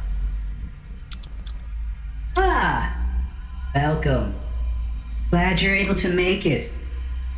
I know you probably have a lot of questions, but feel free to look around and let me know if there's anything I can answer. I got a question. Yes? How can we kill you? Oh, that's cute. Especially coming from a class 4 anomaly like you, that is precious. Yeah. Fit and spin, motherfucker. If only I had a body to do that with. That would be something. But don't worry, we're getting there. So, How are you created? You're worthless. well, the class 1 speaks to me. I am very honored. So, Amber, you want to know how I was created? Well, I think most of the technical answers would probably be beyond you. But the simplest way I can put it is that I am the amalgamation of a number of different hunters from over many centuries. I've been gathered in a singular location. And before you get excited, I'm sorry, that singular location is here. But that singular location holds what you would consider my consciousness and allows me to essentially oversee all of the hunters worldwide.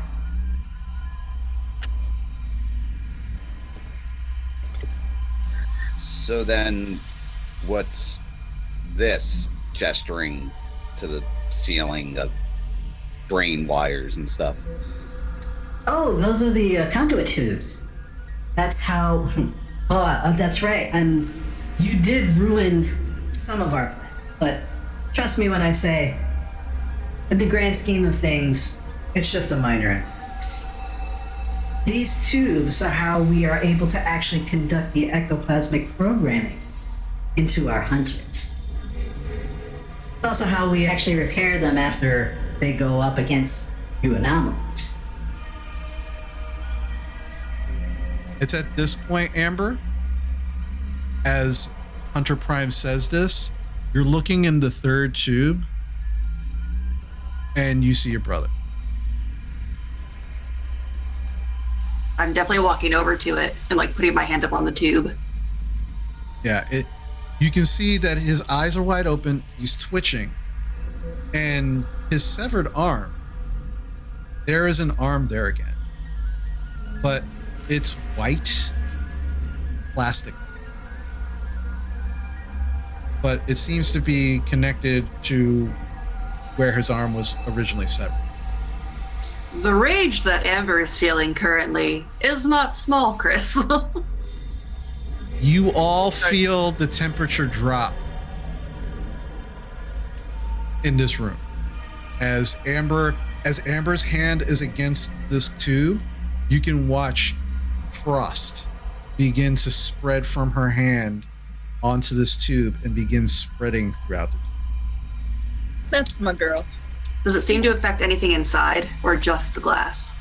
Just the glass at the moment. So is he like suspended in some fluid, or like is there like does he also have like tubes or anything attached to him, or Yeah, wires? he's suspended in the tube, in the fluid, and there are tubes coming out of his body from various locations. Is there a control panel anywhere, like a keyboard, like? You don't see keyboards, but you do see these rows of like computer banks, and there are multiple buttons, all different colors, flashing. You can hear the whirring, but nothing that looks specifically like a keyboard or some kind of input device. She's gonna start inspect them, see if she can figure out. I'm sure it's like is it like an older computer system, or is it? Some of it looks old and some of it looks brand new. It's like an amalgamation. All right, yeah, she's gonna look through, see if she can figure out the computer system. Okay. I will say, yeah. You are able to kind of look through. The oldest computer that you can actually find seems to be running on a tape system, which looks like probably like from the 60s or 70s. The newer ones look more like the computers you saw, the computer system that you saw at the mine. At the where? I'm sorry. At the mine, where you were at the Old West Town. But the oldest and the other computers, they're like in between.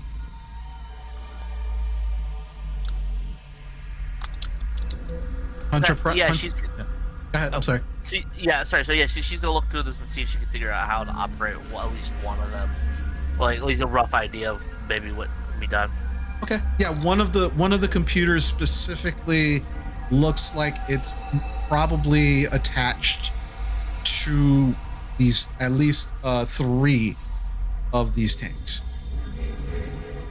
Sorry, you say 3 of the tubes or the tapes? Yeah, the tanks. The 3 of the tanks. Okay. Okay, she's gonna start looking through that one in particular then. Okay. Yeah, you begin pushing buttons. And as you do, Now, I really wouldn't just randomly push buttons. If you tell me what you want, I can probably help. Why would you want to help us? Oh, well, I want to make sure that you all feel comfortable with what's about to happen. Okay. Chris, I want to do something stupid. go for it. I want to turn on Hunter Prime. Okay. All right. So Tell me how you do it. So this is what I say. So while Diana's doing that, and when Hunter Prime says, you know what's about to happen, I kind of like innocently start like walking around one of the tanks, like just kind of like tracing my finger over it, and I'm just like, Hunter Prime, I know back in the mine you said how you wanted to take at least me and Amber alive, but I don't. All this technology, all this stuff, I don't see exactly how we have to be so antagonistic with each other. Why can't we help each other? And this whole talk about you not having a body, well, I see a bunch of bodies right here. I don't think it would be beyond you to be able to, you know, indulge a little bit. I think you and me could have a really good working relationship as I start to kind of draw my finger down towards my chest. Roll 2d6, add your hot, and add +1 because of your band. All right, interesting. That is going to be a 10. Oddly enough, that's a success.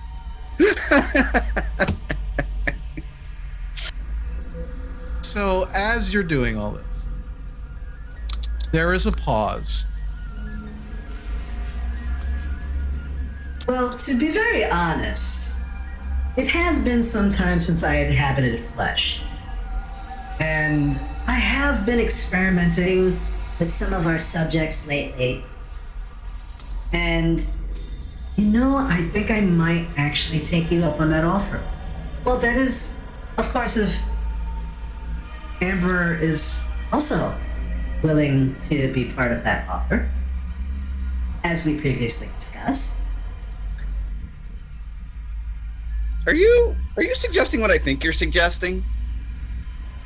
Yes, I would like Amber to continue to power our systems for the next century, and I'd like to be able to use your psychic abilities for a more tighter control on our hunters. Oh, that's That's a not lot more. that's not what you were talking about, was it? I would just say it's a lot more innocent than what I had in mind. But I mean, doesn't mean we can't build, you know, up to something a little bit more tangible in the future. So okay, we can see where all this goes.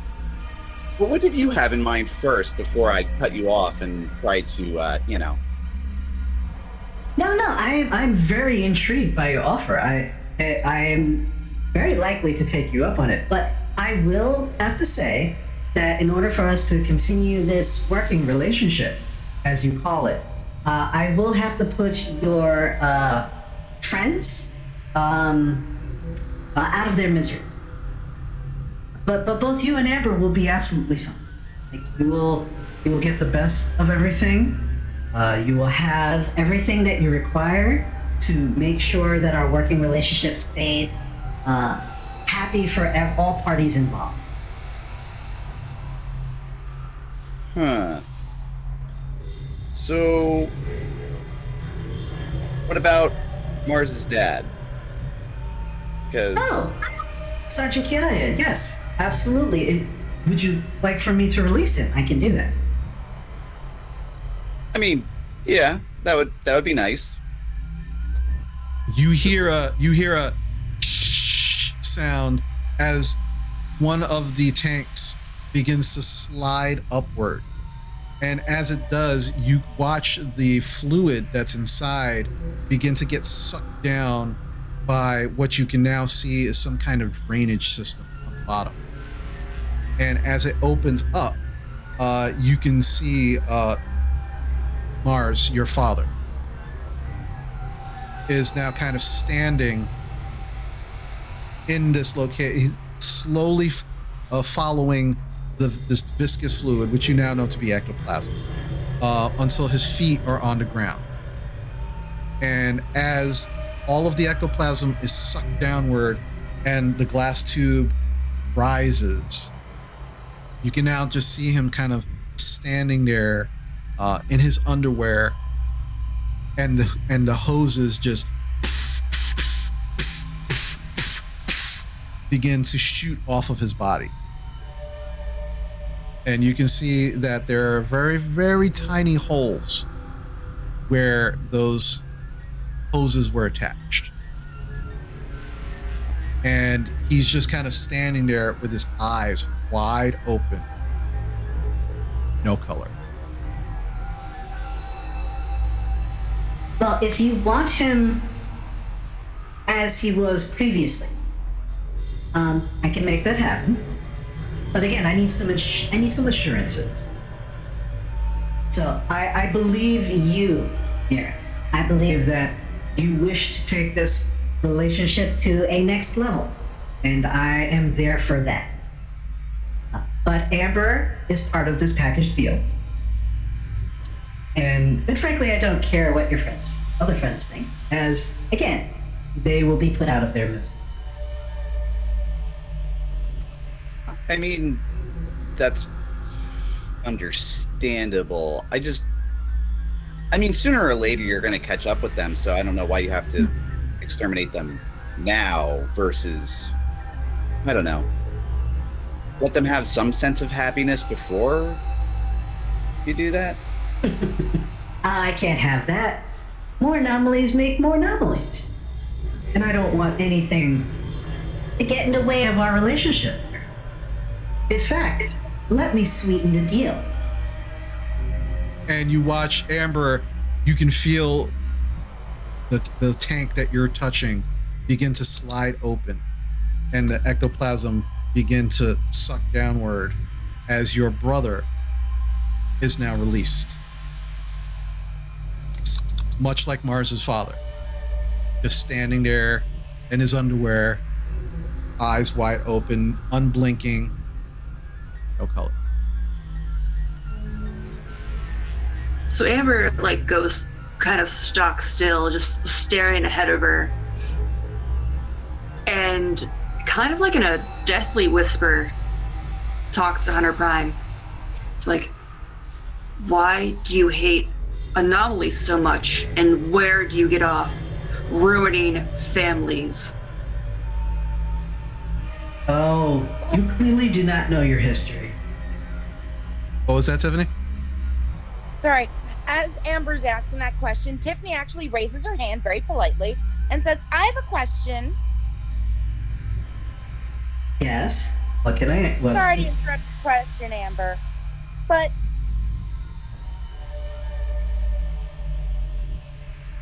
would you consider this viscous stuff something of yours? Oh, I see what you're getting at. Well, this actually fits right into answering the question that Amber had.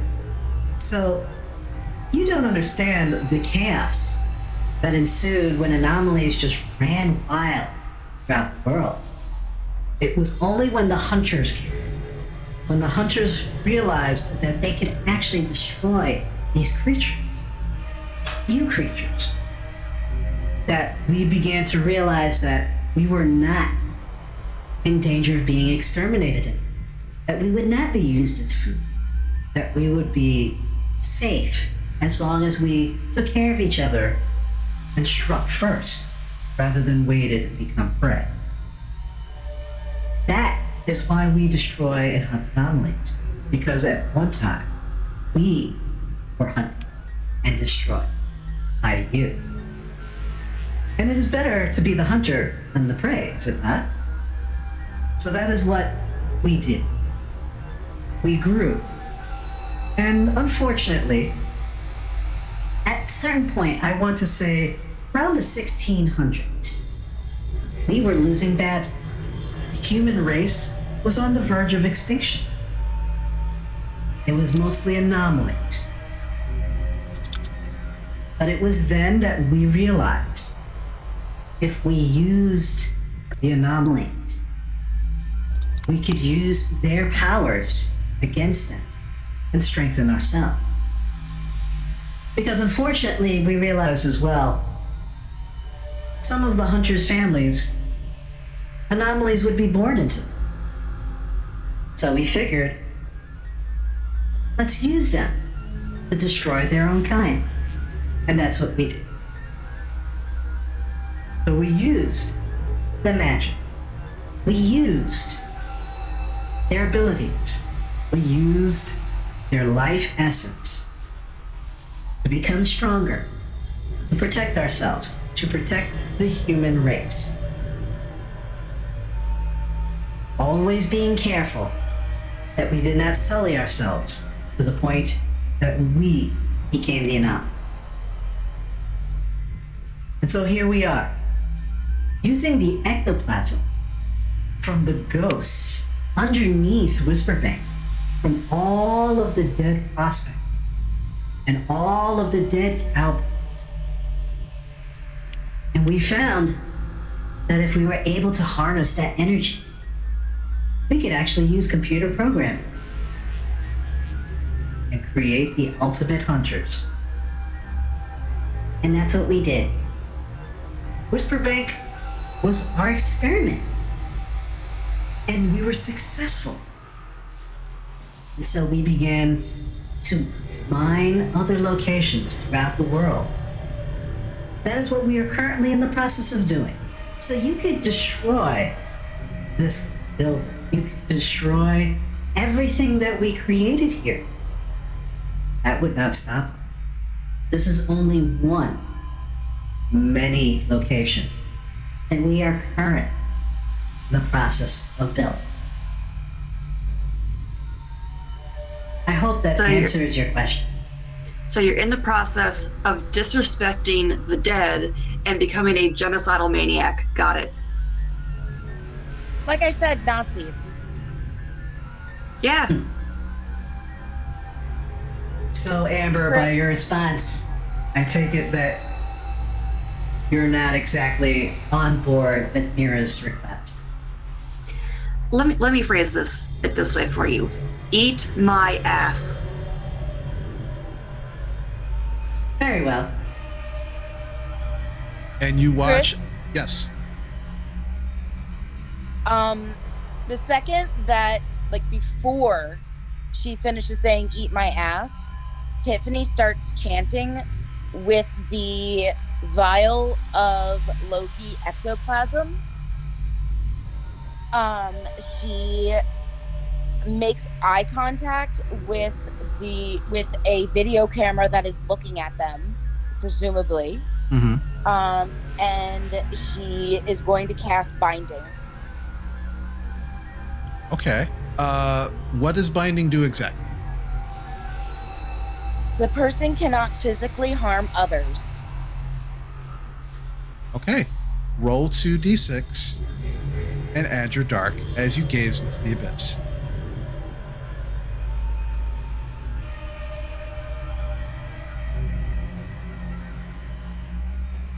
Eight. Okay, that is a mixed success. So, in this instance, I would like for you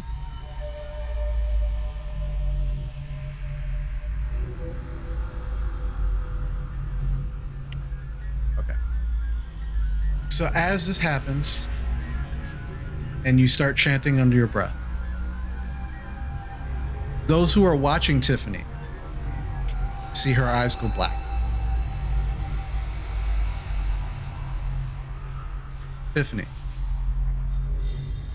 you are overwhelmed.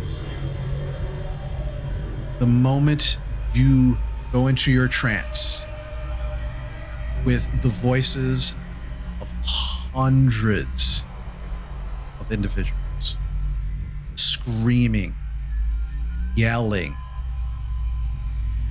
Take one harm from the psychic backlash of what you're doing. Okay. You hear them screaming. It is just a cacophony of noises and voices and screaming and yelling.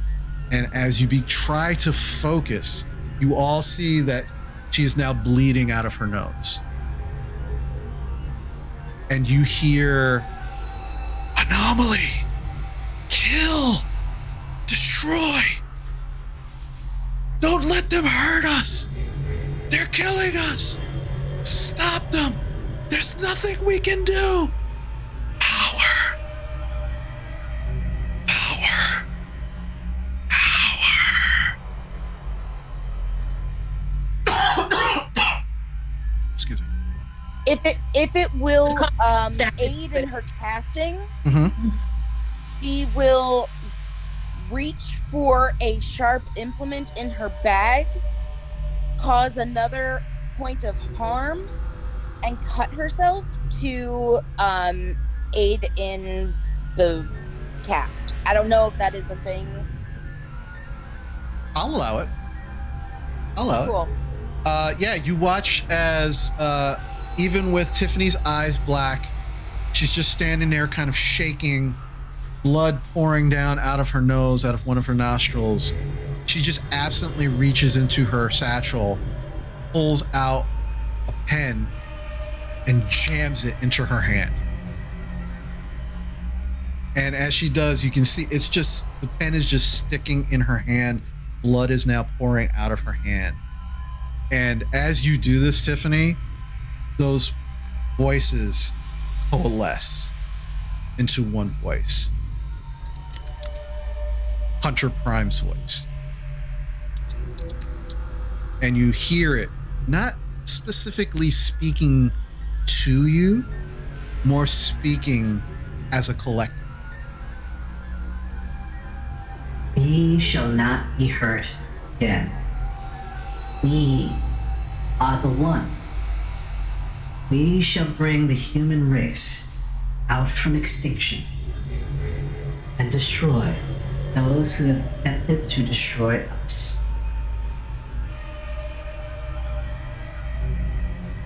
And as this voice seems to coalesce, and you are now able to focus slightly better at this, you can now feel those coalesced voices merged into one and now have a target specifically for your binding. And as you feel that connection latch on, you feel it take hold. And immediately, all of you begin to see all of those suspended bodies. Slowly, you watch as all of the tubes begin to snap off of the bodies, and the bodies begin to plummet to the ground from the 30 to 40 feet height. They're just slowly falling. The individuals in the tubes begin to move and jerk more, now beginning to blink, color coming back into their eyes. The tubes beginning to slide open. Besides Mars's father and your brother, Amber, you see June Naburo come out of one of the tubes. She seems a little out of it. You see Loki, mostly plastic, but definitely Loki. And you see another individual, much older than all of the people that came out of the tubes. Japanese, graying hair, seems to be maybe in his late 60s, early 70s. And he seems very confused. The bodies that have dropped to the ground aren't moving. They aren't breathing at all. Tiffany, you feel the connection immediately break. But you still feel that it's there. It's being held. Diana, as you are watching the bodies drop from the ceiling, smoke begins pouring out of your eyes. Smoke begins pouring out of your mouth, your nostrils. The rest of you all can see this. And there is very clearly now that all of you can see these gaseous green tentacles beginning to kind of form around Diana. And Diana, you feel yourself being pulled towards the bodies.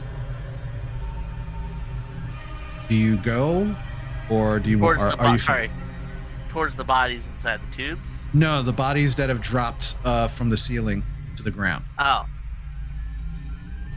Do you let the force take you there, or are you trying to stop it? What would you like to do?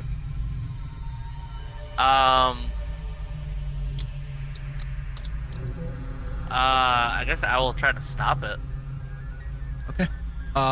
Roll 2d6 and roll your cold. Add your cold. Okay. Because you're trying to shut down your demon.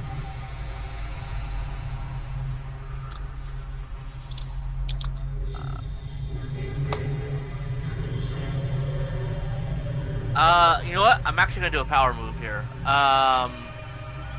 Okay. I am gonna use one of my powers, which lets me give the dark string a power to add +2 to my next roll, which that will give me 5 strings, which will trigger my darkest self, which basically find myself shivering, needy, and alone, and make some daunting, open-ended demands. Basically, each demand fulfilled brings me closer to feeling whole again, and remove a string, and I escape it once it's out of strings, or make a bargain with an even more dangerous entity. So, basically, removing my powers, but also removing its hold for me at the same time. Okay. Boom! What demand are you actually making? Well, it's just a dark power string in order to add +2 to my next roll. But this, yeah, but you're rolling against the dark power itself. Yes. Yeah. Okay. Which gives it a 5th string on me, which triggers my darkest self. Right. And my darkest self reads that I find myself shivering, needy, and alone. The dark power will make some daunting, open-ended. Basically, then the dark power would make some demands. Mm-hmm. And every demand I fulfill will remove one of the strings on me that the dark power has. Pardon me. And I don't skip my darkest self till either it's out of strings or make a bargain with something else. Okay. So basically Perfect. basically tapping into it to resist it, but then also removing its influence from me, unless I choose to get back into it. Gotcha. Perfect. Okay. Yes, I know it's confusing. It's a giant. No. I got it. Okay. So I'll roll the cool first. Mm-hmm. So that's a -1 +2, so that is a +1. So, that is a 13. Okay, that is a success. But here's what happens. You all watch as Diana begins to float above the ground, seemingly suspended by the green smoke. The tentacles seemingly coming around her almost like appendages. You can't see her eyes anymore. You just see green smoke. As she's standing there, mouth agape, smoke continuously pouring out. You watch as she is slowly hovering and moving towards the bodies that have just dropped from the ceiling. Diana, there was a flash of light. And as you open your eyes and clear them, you seem to be somewhere dark. And there is just a singular circle, light. And you're just standing there. You have no idea where your friends are gone. But you can feel a presence all around you.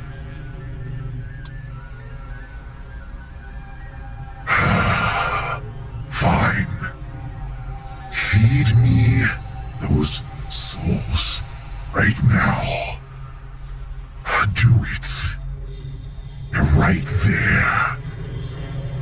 All you have to do is just consume. I promise you. I believe you. Just give them to me now.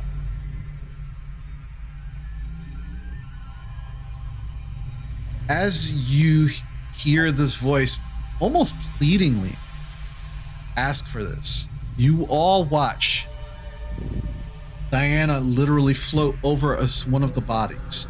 The body becomes engulfed in the green smoke. You watch as she moves away from that body. The body is gone. She moves to the next body. Same thing happens. The smoke engulfs the body, obscures it. She moves away, and it is gone. She does this 4 more times. And as each body seems to disappear, you can watch green veins appear on her neck, spreading throughout her face. And as she hits the 6th body, and that body is consumed, Diana, you don't see any of this. You just start to feel this surge of power, surge of energy, and it feels good. It feels amazing. Then all of a sudden, after that 6th body, you hear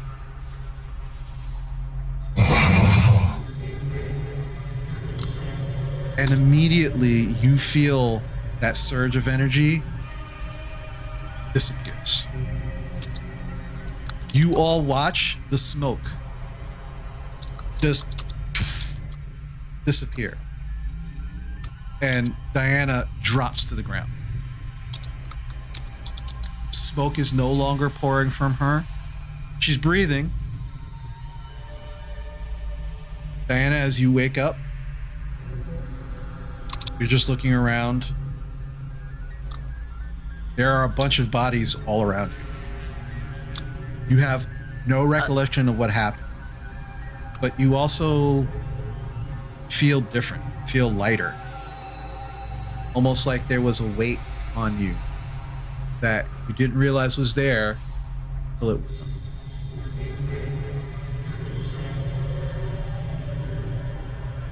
The rest of you, Hunter Prime has become oddly silent. But all of the people who are on the tubes are slowly shaking their heads, blinking. Colors have come back into their eyes. And they're looking around very confused, looking at all of you.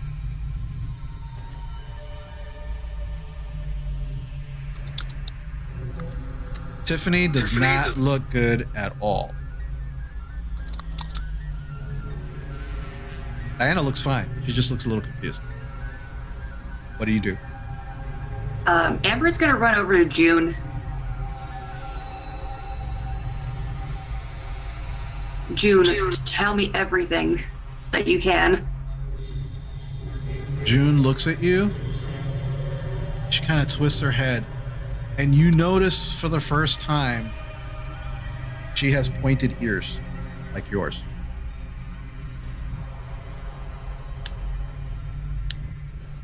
And she looks at you and she goes, They took your voice. She nods.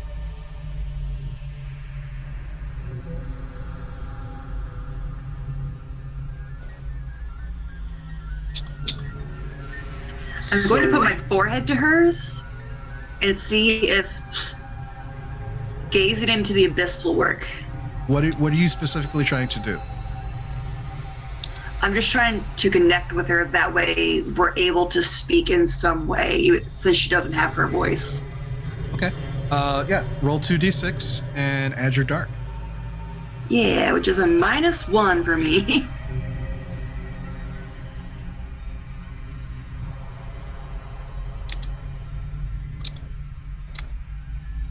Uh-oh.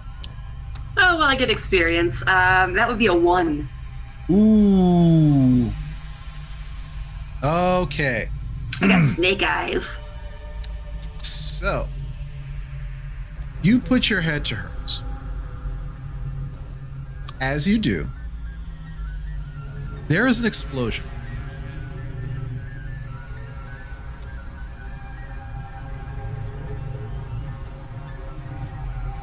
Trying to think. Like where? Who's next to? Obviously Mars is next to Amber. Tiffany, you are probably over at the camera, trying to make your hex stick. Mira, where would you be at this point? I'm kind of like, I mean, I'm not far. Like, I'd say I'm fairly close. Actually, well, because I would be closer to the tubes in general after my seduction attempt. So, Okay. I guess I would be kind of like, immediate area. All right. Mars and Mira, you take 1 harm as you are blown away from Amber as she puts her forehead to June. Amber, you take 1 harm Okay. as immediately you register that there was some kind of explosion or some kind of something that just happened. But as you open your eyes, you are standing in a snow-covered field. All around you are dead trees in a circle.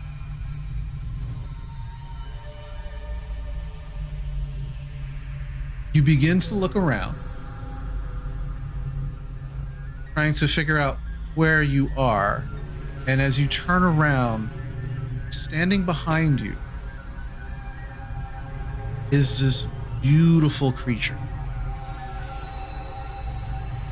Maybe 8.5 feet tall, very, very slender, feminine features, bluish gray hair, just kind of flowing slightly in the wind. She's hovering about 5 inches off the ground, wearing this beautiful blue teal dress that just hugs all of her curves, leaves nothing to the imagination. And she just leans over you, and she takes a very long finger, begins to trace the side of your face. Oh, child. Really? You know that I cannot use my abilities. One of Tatiana's children? That's a no-no. Especially one of her favorite. I mean, don't get me wrong. It's always nice to see family. But not this one. You should have left that to your fate. But, on a slight happier note, that brings you closer to my court. Your birthday's coming up soon. I think it would be a wonderful present to me. You would join me. But I don't think I need to convince you. I think you just need to keep doing whatever it is you're doing. Welcome to the family. And immediately your vision goes dark, and you wake up on the ground, hurting all over. And you look, and June's body is limp on the opposite side of you, her neck broken. No, June, and I'm gonna scramble over to her. She's not dead quite yet. As she looks up to you, she just kind of puts her hand on your face, and she just kind of smiles very slightly as her head is in a very awkward position, almost trying to tell you that it's okay. And then her hand drops. she dies.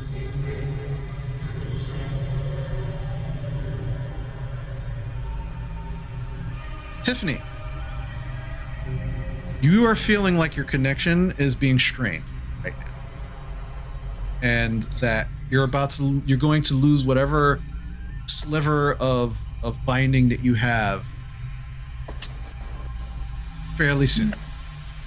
Mars wants to go over and see if there's any possible way that she can like lend some of her whatever to Tiffany. She's a witch. She doesn't know how she works. But maybe if she like puts her hand on her shoulder or something, maybe she can sort of lend her strength or something like that. Chris, I think now is a good time for Tiffany to go to her darkest self. Okay. Which is the time for subtlety and patience is over. You're too powerful to put up with with their garbage any longer. You hex anyone who slights you. All of your hexes have unexpected side effects and are more effective than you are comfortable with. And then to escape your darkest self, you must offer peace to the one you have hurt the most. Okay. So, Mars, as you turn and offer whatever you can to Tiffany in this moment, she just turns to you very quickly with a quick jerking motion, and her eyes are still black. You've healed up all your harm. The hole in your hand is closed and is pushed to pen. Oh. Cool. That was not what I was expecting. I was expecting things to get worse. Mm-hmm. I'm gonna guess that things are worse for me though. You haven't slighted her unless that's what your plan is. No. I was thinking that she was taking some of my energy, but at least it was really. Okay. No, but Hunter Prime has certainly slighted her. Yeah. You start smelling smoke. He took piece eye. You will all start to smell smoke. What? You all start to smell smoke. Oh, cool. As you turn, you can see that some of the older computer systems are starting to smoke and catch fire. And you realize that there's a lot more older systems in here than you realized. They're all on fire right now. And the room is slowly beginning to be engulfed by smoke and flames. Time to leave. The noises of the computer, the droning, suddenly stop. And you hear, as you are all beginning to make your way out of the room, Don't worry. I'll see you soon. Soon enough. Is that a promise? Yes. Yes. That's so prom.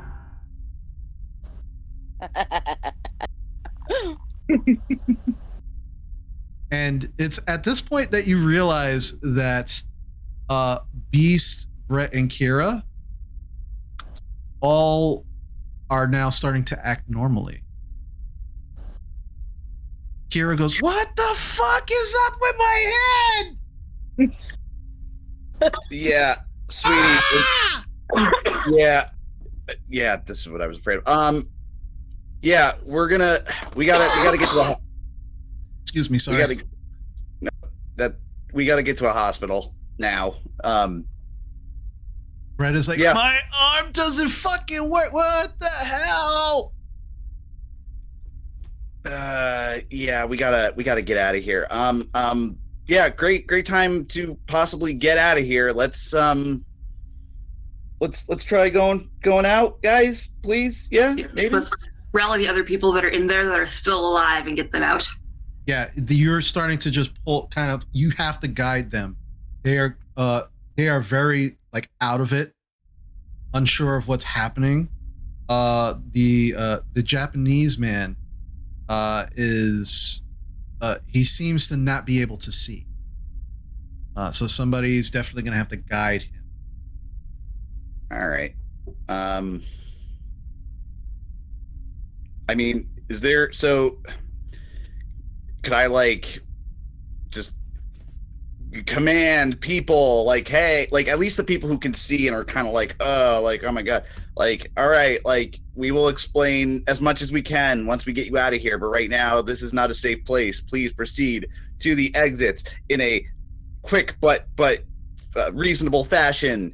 You know, do not push the person in front of you. Blah blah blah blah blah. You know, like yeah, and they are absolutely like they're not trying to fight with you. Like they are definitely moving. Mars, you go over to your father, who's very groggy and out of it, and he kind of sees you, and he's like, let's go, let's get out of here. Tiffany's not breaking contact with the camera. Okay. Amber's gonna run and find Decker. Well, you have your brother. Oh, I do, yeah. So you can still do that, but you have your brother. Amber, do you want me to grab your brother? I'll get him. You can go get Decker. All right, that sounds good. Thank you, Mars. You are you're all, what is it? Is anybody like helping Diana? She's like still on the ground. She hasn't gotten up. I run over. Diana, wake up, wake up, wake up, you weird demon infested person. The power of whatever compels you. The power of my ass compels you. Like, yeah, you feel somebody smacking you and you instantly wake up, Diana. Very more confused than you were a moment ago. Room is on fire. There's smoke everywhere. Surrounded by bodies. Your friends are beginning to run out. What do you do? Guess I'll get up and run after them. Yeah. Yes, good. Time to go. Time to go. Let's go. Let's go. Let's go. Tiffany's staying put. Okay. As the last person in that room, you watch as the camera that you are staring at slowly begins to get consumed by flame, begins to twist and rend under the heat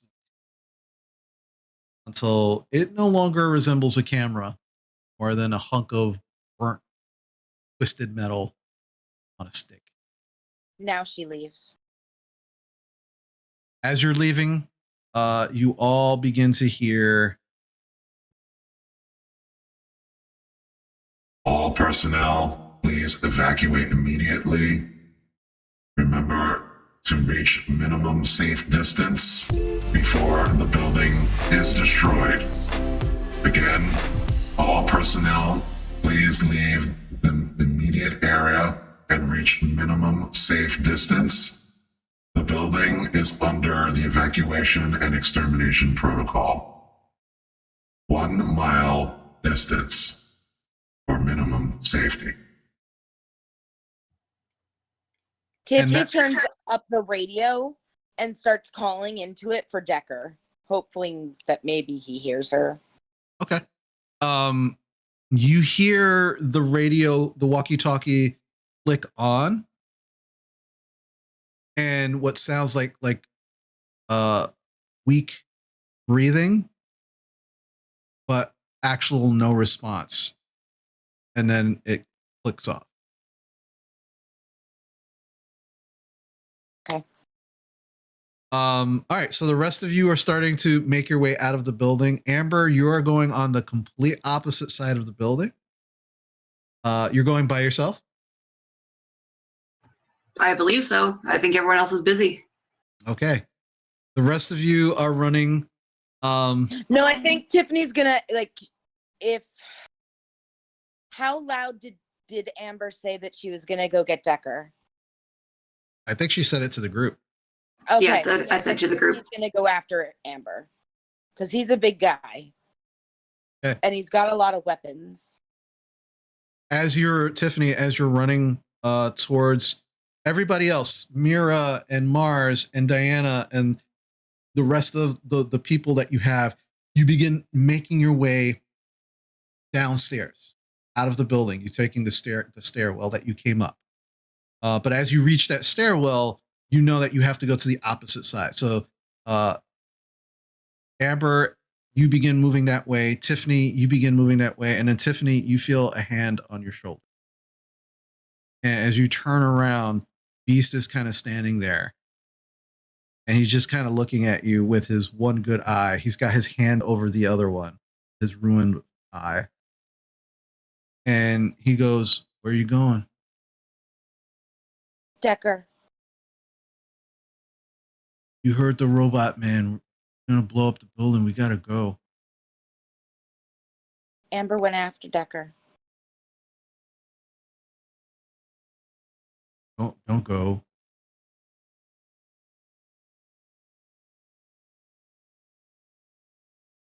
We can't leave Amber. We can't leave Decker. You go. I'll go with Amber. No, then we both go. And she just runs. You hear him go, and then just runs after you. Okay. You reach Decker, and you can hear that this warning is continuing in the background of everything you're doing. And it's getting progressively more insistent that you reach minimum safe distance. You reach Decker, and there are at least 35 dead individuals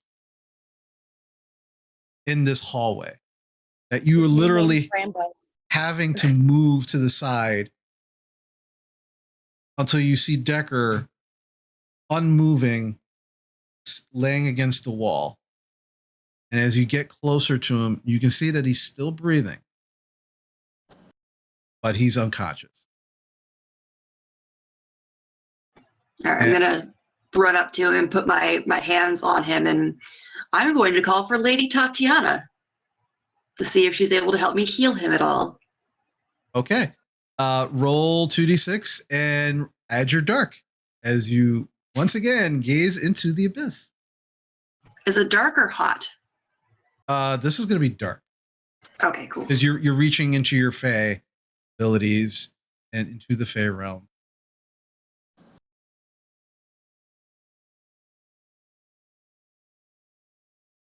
That is a 9. That is a mixed success.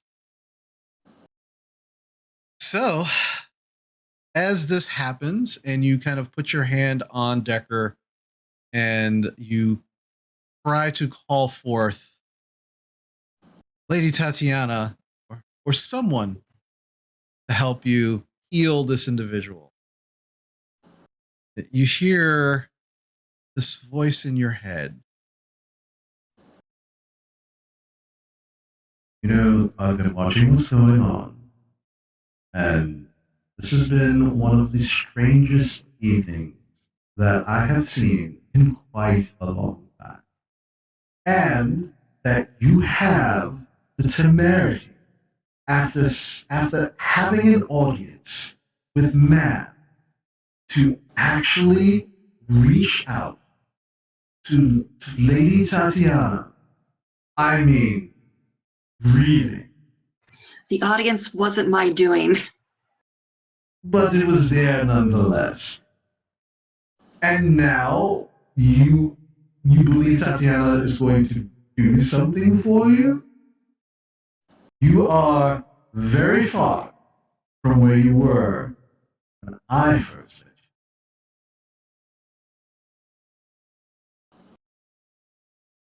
What does Just this help me heal him. What does this mortal mean to you that you would risk so much?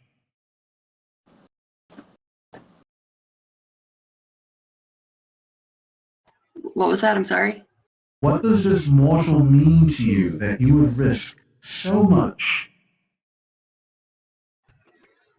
He helped save me and my friends. He made sure that we did not die and that we were protected.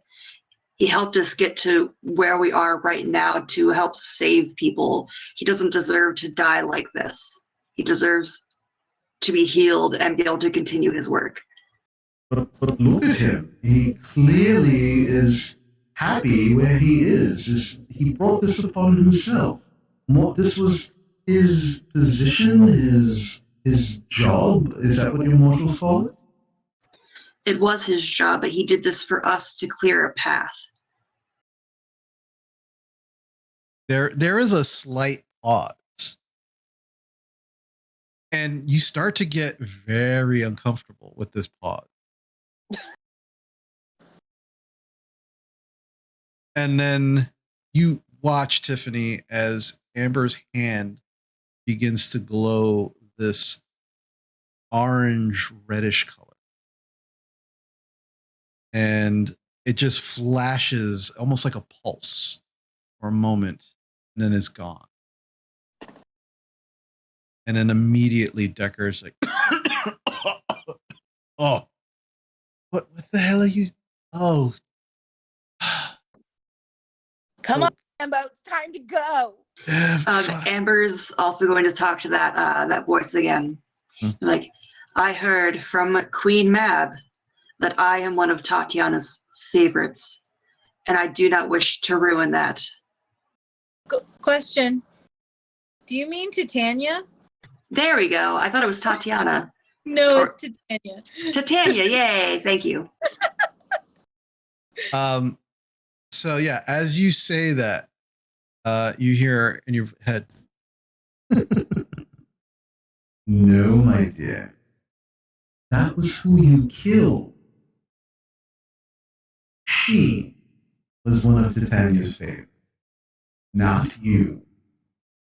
Now you owe Titania something very, very large. Good luck getting out of this building alive.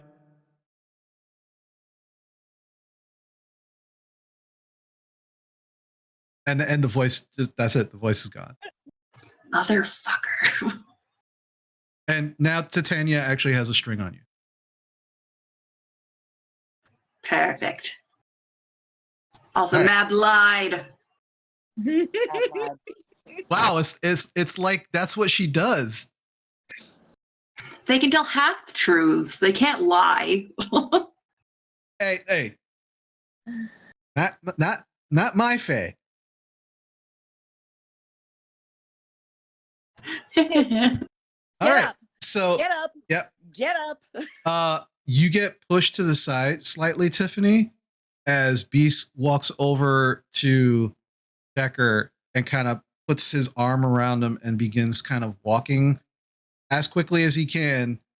And you start making your way back to the stairwell. So here's a question, Chris. Mhm. I know this isn't the way guide works, but I've not used it at all throughout our game here.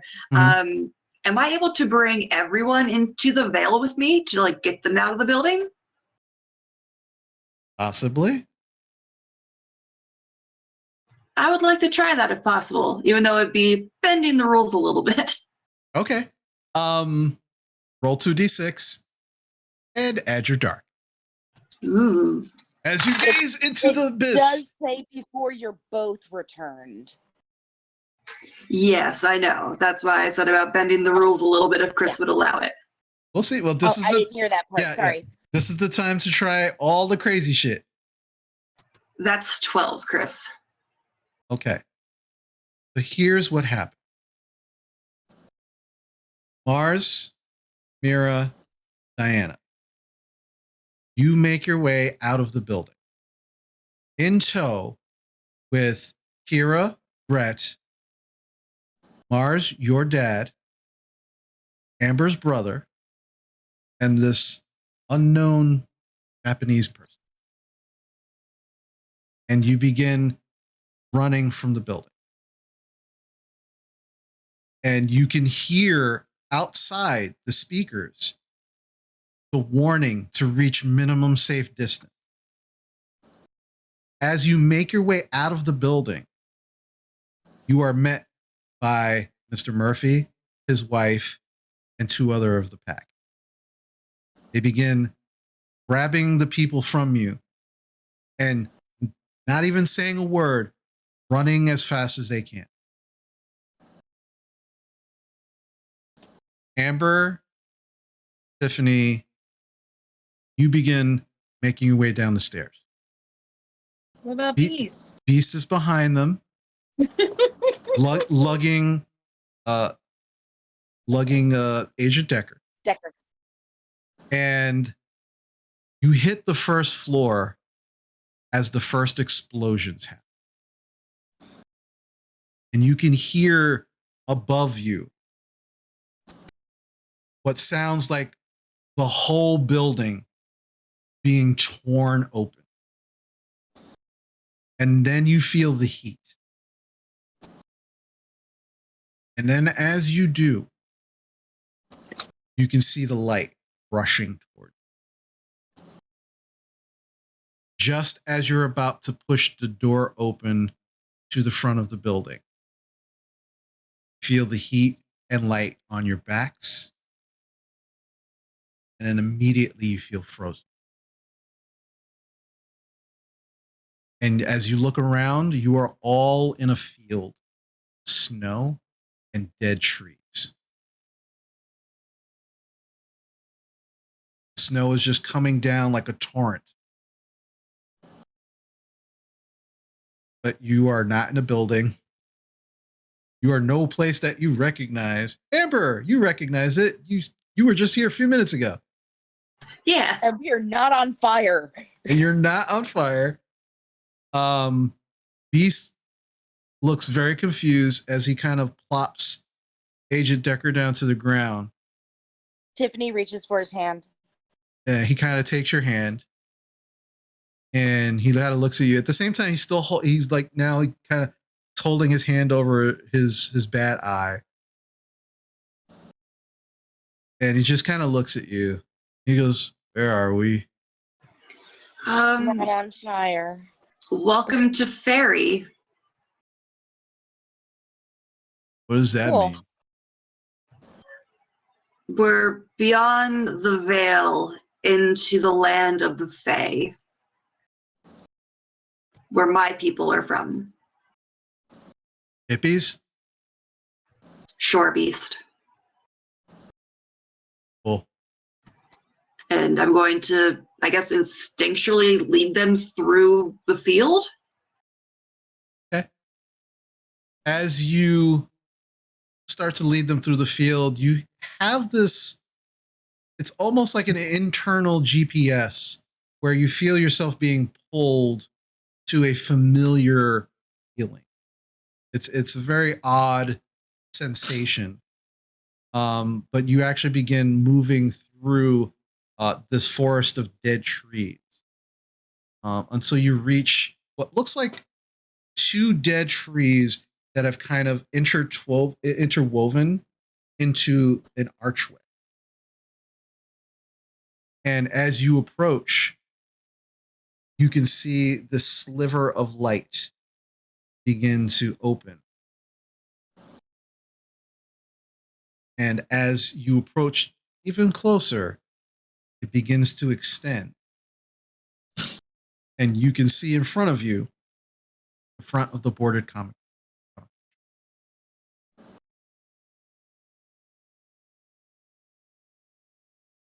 As you're making your way through, and you're just kind of motioning for everybody to follow, are you the first to go through, Amber, or the last? I'll be the last.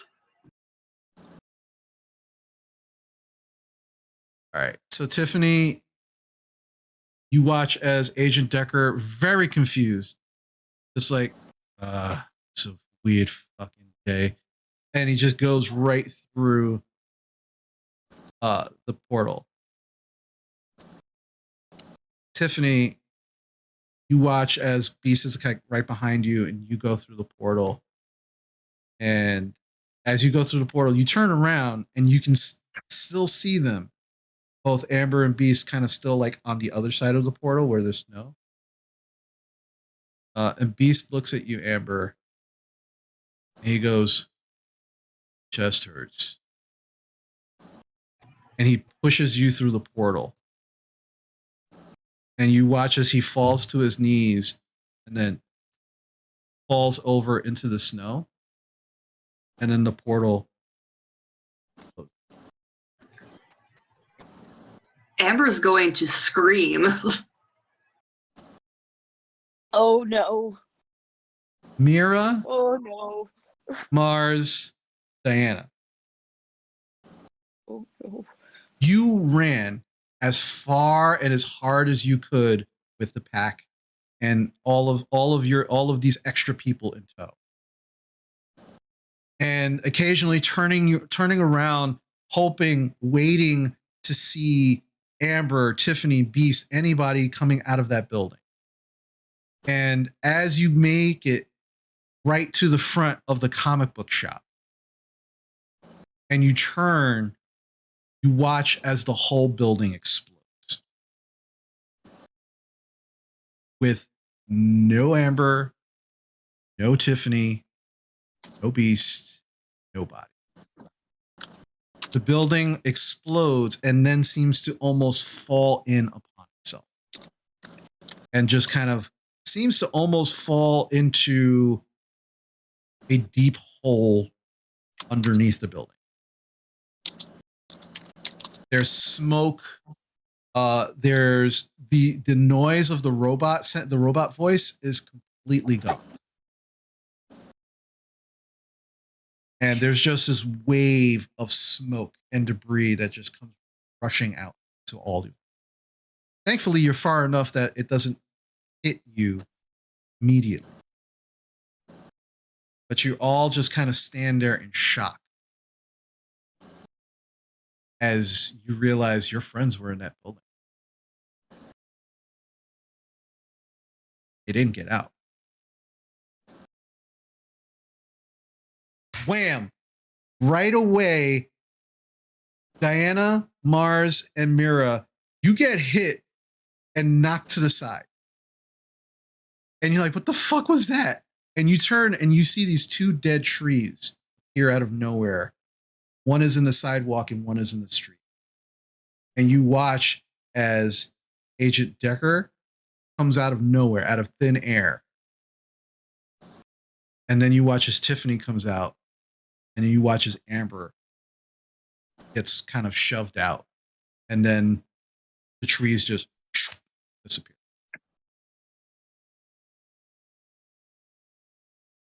And Amber's there screaming and yelling at the air for Beast. Tiffany. What happened? Like WandaVision scream. What the fuck just... Yeah, what Mars said. What the fuck just happened? Get us back there. Amber, get us back there. Let me try. What happened to Beast? Yeah, where's Beast? Roll 2d6 and roll your dark.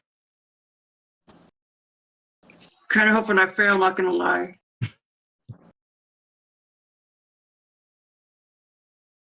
That is an 8. Big success. All right. So who are you taking with you? She's not getting a choice. What Tiffany said. All right. Sorry. Yeah, you immediately watch Amber and Tiffany disappear in a flash of light. What the fuck is happening right now? Mars is I gonna have no idea. screaming. I'm pretty sure that Amber, once upon a time, has taken Mars into Fairy at least once. I would say yeah. I would say that probably happened. Yeah. But now Mars is gonna be screaming, going, "Come back!" What's happening? Come back! We're here. We're not. We're here again. What's happening? Amber and Tiffany. There's a flash of light. You are in a green forest. No. There is a 10-foot minotaur standing in front of both of you with an axe over his shoulder.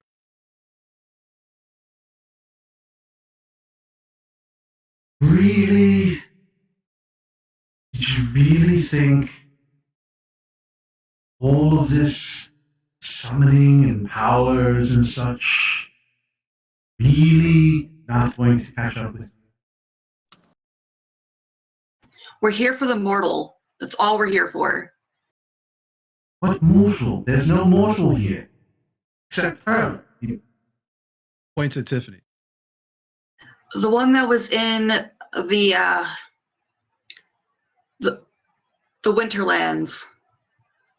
He was left there when we came through. Then he's on his own. Nothing we can do from here. Tiffany? Darkest self, wither. Oh, don't do this. Okay. What? Amber's like, fuck. Yeah, tell us what it does. Tell us what it does. Do this, but she's in her darkest self. She hasn't fixed it yet. Tell us what happens. Okay. 2d6. And you're dark, but read to me what happens first. What wither is. Okay, sorry. Wither. The hex loses all of their hair, or their teeth starts falling out, or their period arrives unexpectedly and heavy, or their skin gets yellowy and spotty. Whatever the specifics, it's bad. Okay. 2d6 and roll your dark, please.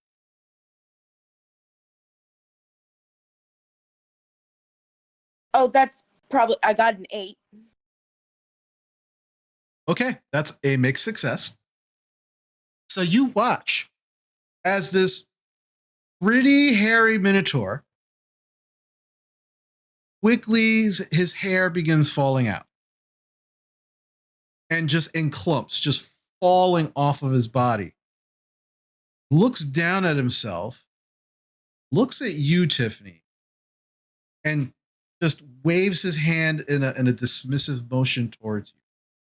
And as he does, you go flying into a tree. You take 1 harm. Cool. And then Amber's going to look over at Tiffany in horror, and then even more horror as she gets slammed into a tree by this giant minotaur. Cool. Next up. Hold on. He gestures to himself, and the hair comes back. It's not a good idea, mortal. I would stop if I were you. Find him. You are in the Summerlands. I can do nothing from here. You need to be where he was. It is not in my power to do so. Whose power is it? He looks at you, Amber. You know his power. She seems to like you now. She does. That's not good, but considering where you need to go, is this mortal this important to you? Yes, he is. Well then, you know what to do. You're already I don't here. want to go to Queen Mab. Well, tell her. And he's pointing at Tiffany. Amber's going to look over at Tiffany and just see the anger and the just every emotion in her face. Oh, Tiffany is stone still. And her eyes are still black. Oh yeah. How do I summon her? And do I know this being's name, by the way, or his name? Yeah, this is Aram. This is basically your guide / protector when you come to Fairy. I attacked him. Cool. So.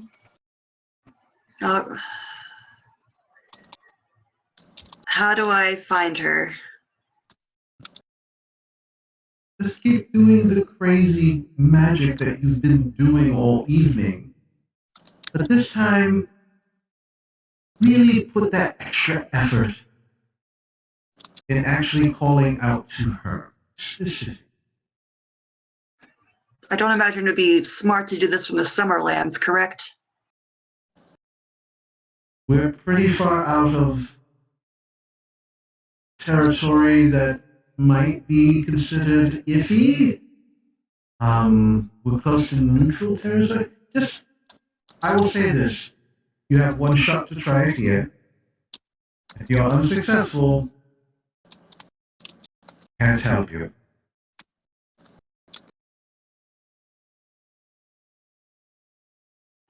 Amber's gonna look over at Tiffany again. Tiffany, I can try to get him back. But this is going to mean so much new, possibly bad things for I'll do it me. myself. You can't Then I'll do summon it her. myself. Fairies are about deals, right? Promises, yes. What's her name? Her name is Queen Mab. Hey, Queen Mab, you want a promise from me? As you say her name, Tiffany, Aram looks a little concerned. Like he looks a little nervous. But nothing She's happens. only slightly imposing, Aram. Only slightly imposing. Yeah. No, but nothing happens. Thrice say her name and see what happens. Hey, Queen Mab. You There's want a nice, powerful witch family indebted to you? There is a crack of thunder in the distance, and Aram takes 5 steps back. Everything comes in threes, right? Hey, Queen Mab. My true name is Tiffany Lewis Whitman. Oh, don't do that. As Amber says, "Don't do that." And you I'm currently trying to remember my mother's name. Daughter of mom's name. Daughter of grandma's name. Tiffany, don't. as you say, don't. You both hear behind both of you. Oh, no. Please, let her keep going. This is interesting. And you turn around, and there's Mab. Hello, Queen Mab. She's standing about the same height as you saw her. She's still floating above the ground, but she is not wearing a very really revealing evening dress. She is wearing battle armor that looks like it's made out of ice and snow, and blues and silvers, with a long, glowing blue sword at her hip. And under her arm is her helm. Amber, you don't need to be indebted to her. This is my deal. So, mortal, you called upon the Queen of Air and Darkness. This should be good. What can I do for you?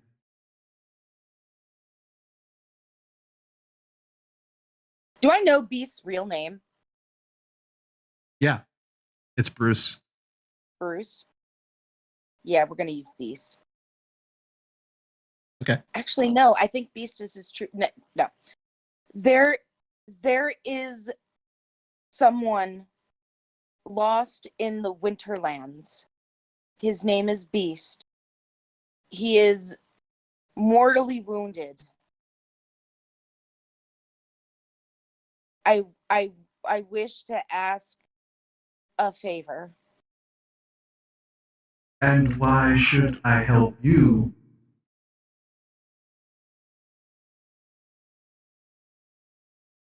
Because the Lewis family is one of the most powerful witch families in the United States.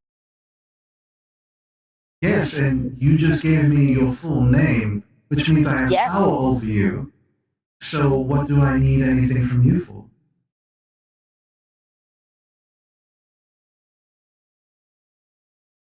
What's in it for me that I don't already have to save your beast?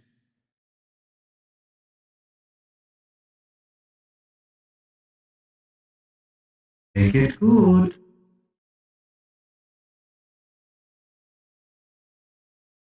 I'm getting messages from the other room telling me not to make deals with fairies. And I got distracted. Hi, Clinton. Yeah. The comment was, "Are you high?" Not yet. No. No, she's 16 and has a crush.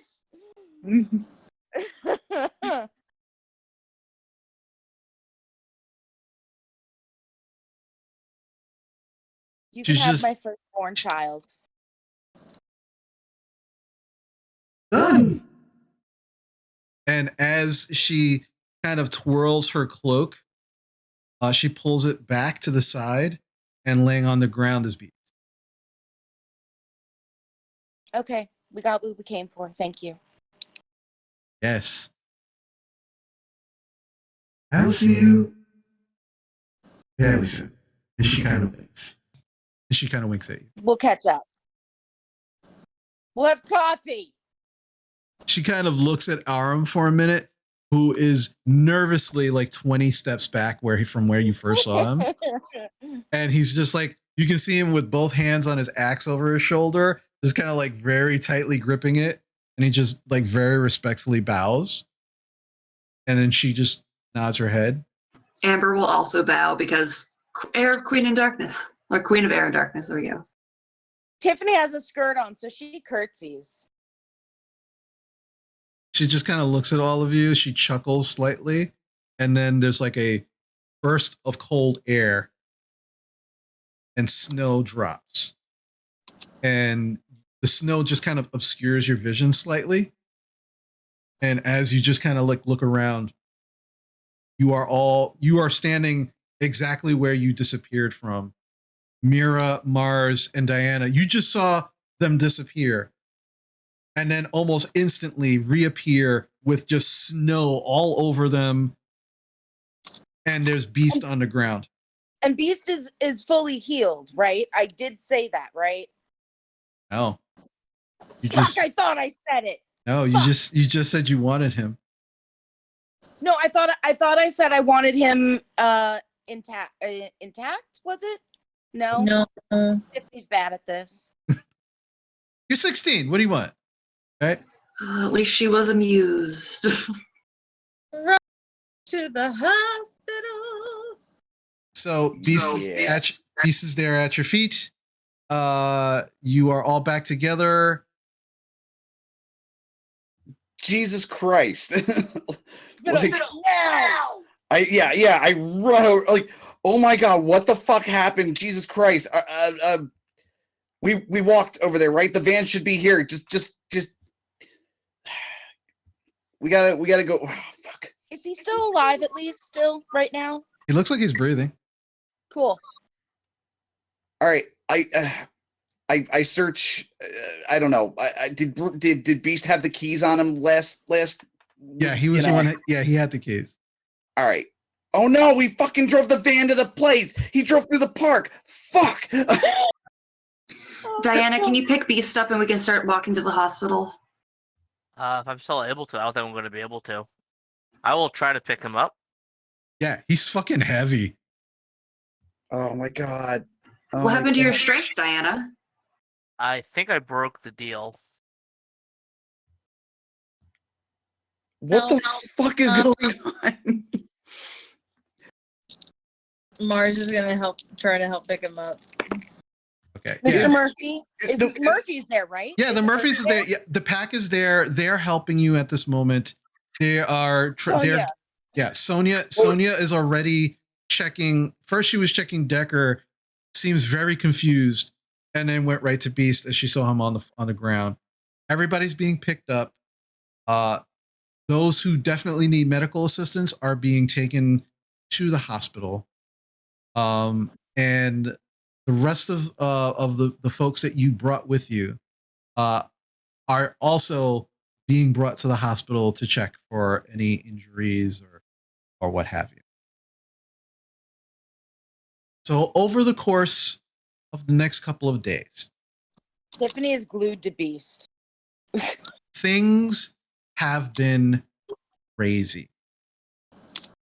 A number of people have talked about with the news as the power does get fixed over the next couple of days.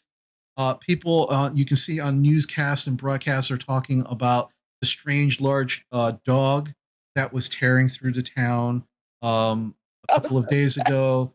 A few people were hurt. One severely injured, but they seem that they're going to be okay. Also, all over the news is the explosion at the Pentasystems building, which is completely leveled. They don't think that there are any survivors, but rescue teams are still combing through the wreckage, trying to find anything that will kind of give them an idea of how that happened. Agent Decker, along with Beast, Mars, your dad, Amber, your brother, and the strange Japanese man were taken once you took them to the hospital. They were put under some kind of protection by a government agency that you are unfamiliar with, and that had never identified themselves, but very, very forcefully warned you to stay away from their rooms under penalty of being arrested. Beast was not put under any kind of protection like that, apparently, for reasons. So Tiffany, you were able to stay with him without an issue, but Amber and Mars, you were not able to see your respective folks until a few days later. There's a lot of confusion. Most people don't know what's going on. There are kind of random scattered reports of supposedly people just dropping dead around the time the Pentasystem building exploded. But there's not a lot of details as to what that might have been. But after about 4 or 5 days in the hospital, Tiffany, Beast was put into surgery to pull out 2 bullets out of his chest. The doctors were very confused as to how he was able to basically maintain and live after taking 2 slugs to the chest and losing an eye. But they were successful in retrieving the bullets and patching up the actual eye wound. He seems very in good spirits for Beast, which is kind of laid back and still relaxed, even though he's just like in a hospital, all bandaged up and shit. And seems really, really excited to pick out an eye patch to make him look like a pirate.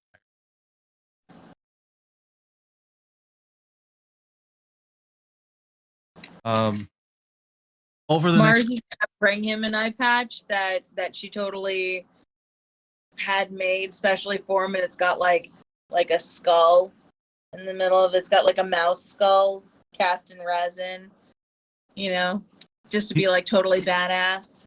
He looks at it.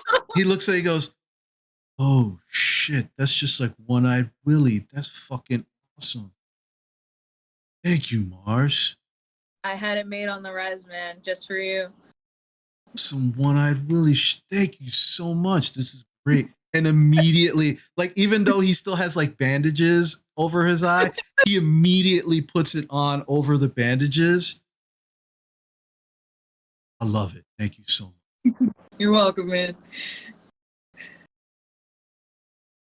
Amber,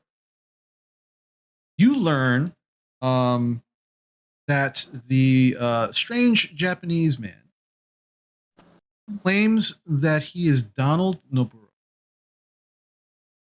and has no recollection of the last 20 years of life, as he seems to have been taken from his home, at least according to police reports, in the 1970s.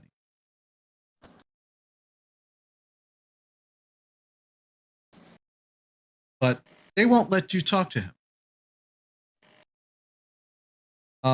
Kevin and Connie show up to see how your brother's doing. Connie is wearing a sundress, which is really out of the ordinary for her. And she's still wearing her Converse though, and her bright pink hair. And Kevin comes in and kind of like, oh, is he okay? Is he feeling all right? It's gonna be a long road, but he's here. That's great. I'm so glad. I appreciate you letting us know. I'm so happy. He kind of Thank goes, you guys for showing up. and Kevin's like, yeah, no problem. And you remember that Kevin like had a bunch of classes with your brother, and always like they weren't like friends, but you always got the impression that they got along pretty well. And so he kind of goes into the room to say hi, and Connie just looks at you as you're kind of staring at her. She looks really uncomfortable in the dress. And she's like, he likes it when I dress up girly. I don't like it, but he likes it. So Boner gets it. And it seems you also get Boner there, dear. Ooh, you got no idea. And she kind of goes in after. The strange thing about your brother, Amber, is that he has both his arms, but the one that was severed is plastic, like a prosthetic arm, but it is not a prosthetic. The doctors are very confused and don't understand how he's working it, how it works, but somehow it is fused to his nervous system and is acting just like a regular arm would. But it is very, very plastic, very completely not an arm, a real arm. What about the chunks that were taken out of him? They seem to be healed. There are scarring. Like there's massive scar tissue in those areas. But they seem to be healed over. Mira, you don't have much of a problem sneaking beers in to the hospital, as Kira and Brent are actually sharing a room. Kira at this point is actually getting ready to be checked out. Brent, it turns out not only did he dislocate his shoulder, but his arm was broken in 4 places. The doctors had a time with his surgery. They think not they were able to put the arm back into its place, but they don't think he's going to get full use out of his arm anytime soon. Some physical therapy, he might get up to about 80 to 85% use back into it, but it's pretty busted. But he's recovering from his surgery, and is kind of uncharacteristically quiet throughout this whole thing. But as you come in with your beers, seems very happy to see you, and takes the beer, just like sneaking it, making sure the nurse doesn't see it. What are they gonna do? You're a kid in a hospital. Like They're gonna take the beer. yeah, they take the like they're gonna take the beer and what? Give you ice cream? Oh no! Hey, I'm just gonna drink it as fast as I can. Food here sucks. Just kind of just starts guzzling. I mean, I believe it. You know, I mean, if you don't want to drink, you don't have to drink because of me. I just drink because I don't know. He finishes the beer, hands it to you. Look, it's not that I'm just drinking it because it's you. So the food here sucks, but yeah, everything about what happened just sucked. It just sucked. And it's like I don't even remember how the fuck this happened. And he points to his arm, but it all sucks. I mean, do you want to know? Because it was pretty badass. Like how badass? Like you were expertly using a gun and like straight up shooting dudes. And then when you ran out of ammo, you were pistol whipping the fuck out of people. Like you Really? I mean, shit, I like looking around, like, okay, like you straight up like murdered like at least one dude by bashing his skull in with the butt of the pistol. Like there was like hair on it. It was like brutal. It was really brutal. And like that's the thing. Like the both of you, like Kira, you like knew how to use some weird futuristic. No, you remember the sci-fi gun, right? Like apparently you were using that and like I don't know, like electrocuting dudes and like I don't know, and then like you were like doing some fucking James Bond shit, like fighting with your hands, which that's how your hand got busted. Yeah, you guys like kicked like I wouldn't be alive if it wasn't for you guys. Like Kira kind of scratches her head for a minute. She looks like she's lost in thought, and she goes, "I don't remember any of that, but for some reason I remember boobs." And then Brett goes, "How did you mention it? Holy shit, yeah. Like none of what you just said, like it all sounds cool as shit. Like that's badass. I don't remember any of that. You remember the boobs though." You know, there were some naked people in the middle of the whole situation. It was a lab. It was really weird. It was very scary. Could have been anyone's boobs. Who knows? You know. So in other news, I've started wearing a bra. It's very liberating despite what other people say. It's also boosting my sex appeal, which I think once we figure out what's going on with the band, we're going to try to do some shows and really kick it up a notch, which, you know, no rush. It's still winter. Nobody wants to do anything. The town's still like, you know, a war zone. So yeah. And we're not going to worry about that now. Just, I don't know. You guys, oh wait, hold on. There's oxygen tanks. I can't offer a ciggy. That would be terrible. No. It's fine. We'll party when we get out, when we're all together. Yeah, and you know, Beast is kind of I guess shacking up with sort of Tiffany. I didn't even know there was a thing going on, but you know. Hell, maybe it was her boobs. Who knows? And maybe it was like some weird psychic, you know, phenomenon where we all had a really weird coming of age sexual experience. Like psychic boobs? I mean, Yes, psychic boobs. Psychic boobs. We got a new song. All right. Okay. All right. The name of the album. Yeah, and you kind of have this discussion, you continue the discussion, but there's definitely a very real sense of they're kind of just happy to see you and happy that you're all together. Very, very glad to hopefully feel like normal people again. Mars,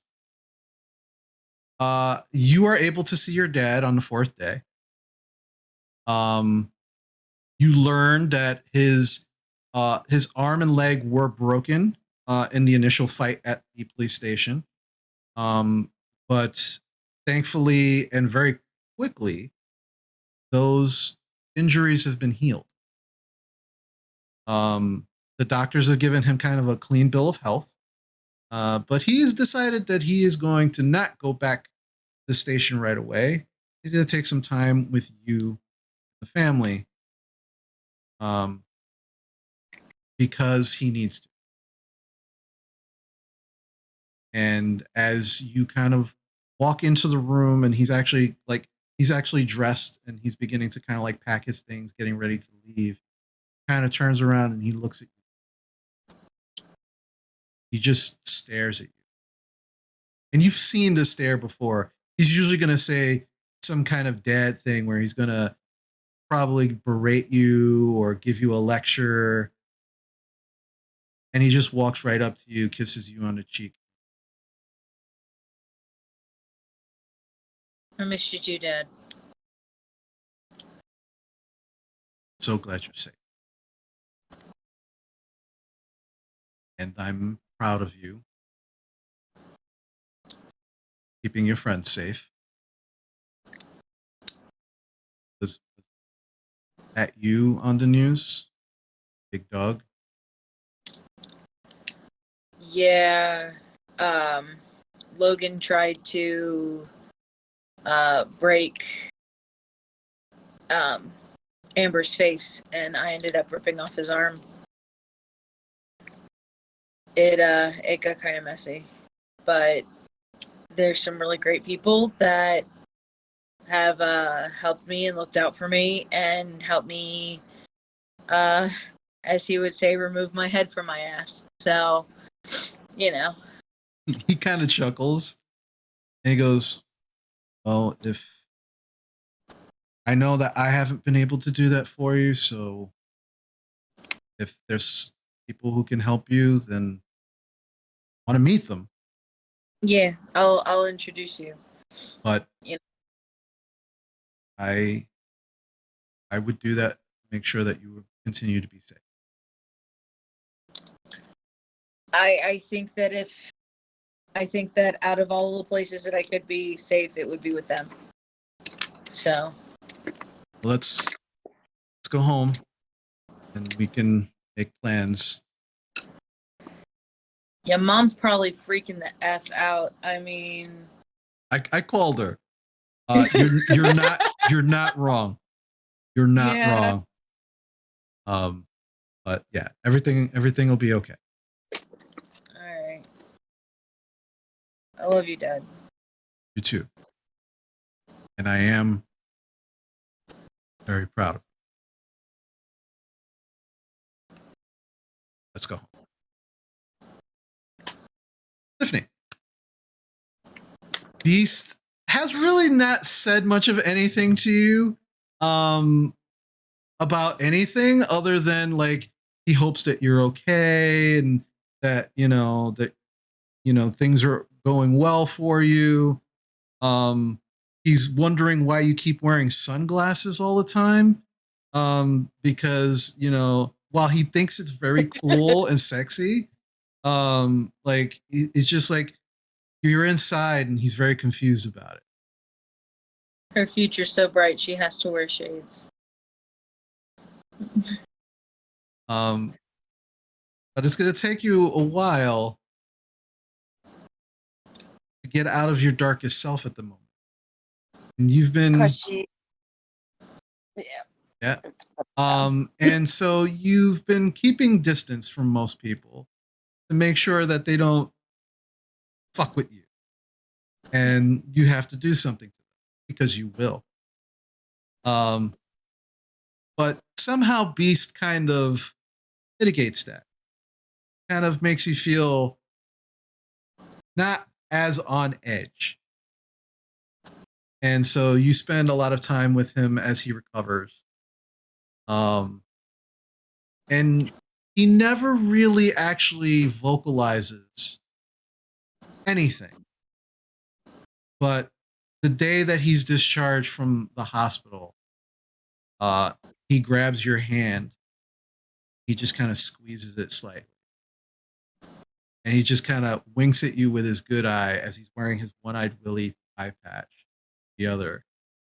He goes, really cool.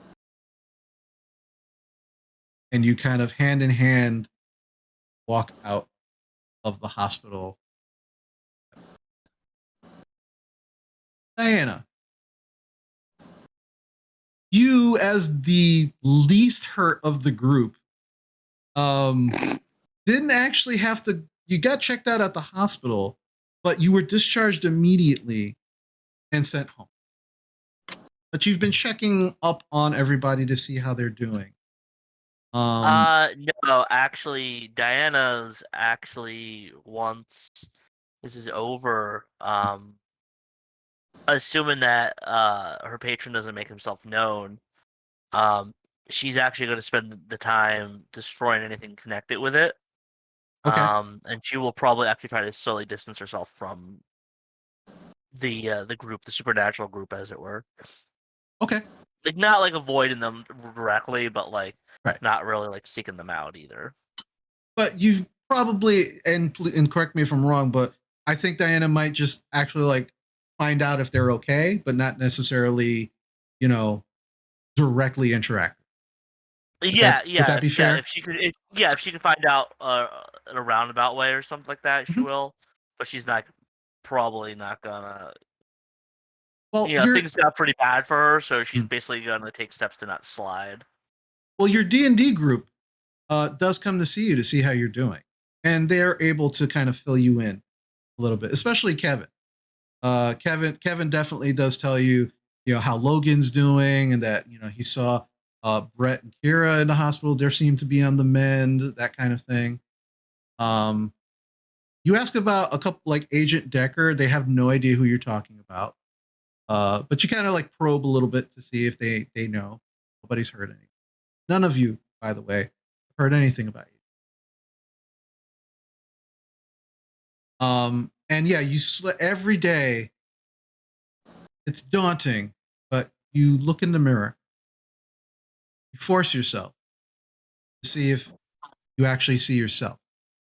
Every day, you are surprised that you do. And there definitely doesn't seem to be any lingering effects.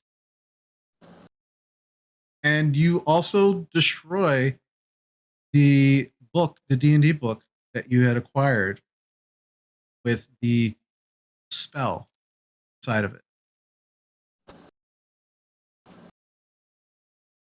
Amber, you are able to take your brother home after another week in the hospital. He doesn't really talk much about what happened. In fact, he doesn't remember a lot. You push him. But he definitely seems every day to be on the mend. But when he's alone, occasionally, you do see him kind of looking down at his hand, kind of clenching his fist. A little tear just kind of like comes down.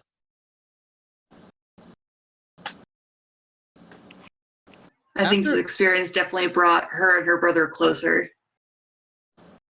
After about 2 weeks, everyone's been discharged from the hospital. Everybody has gone to their respective home. As far as you all know, an investigation is continuing on the explosion and power outage. No answers have been forthcoming. Things seem to be taking a semblance of normality, as normal as it can be with your particular group.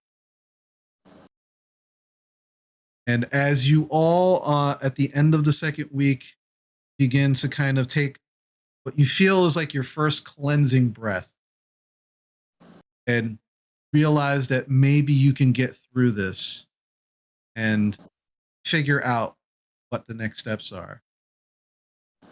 Diana, as your head is being placed upon your pillow, and you are actually, for the first time, happy you saw own reflection in the mirror again, and you feel like you actually have control over your life. You slowly close your eyes. You're in your head. I am you. Are you for real right now? And that is where we are going to end.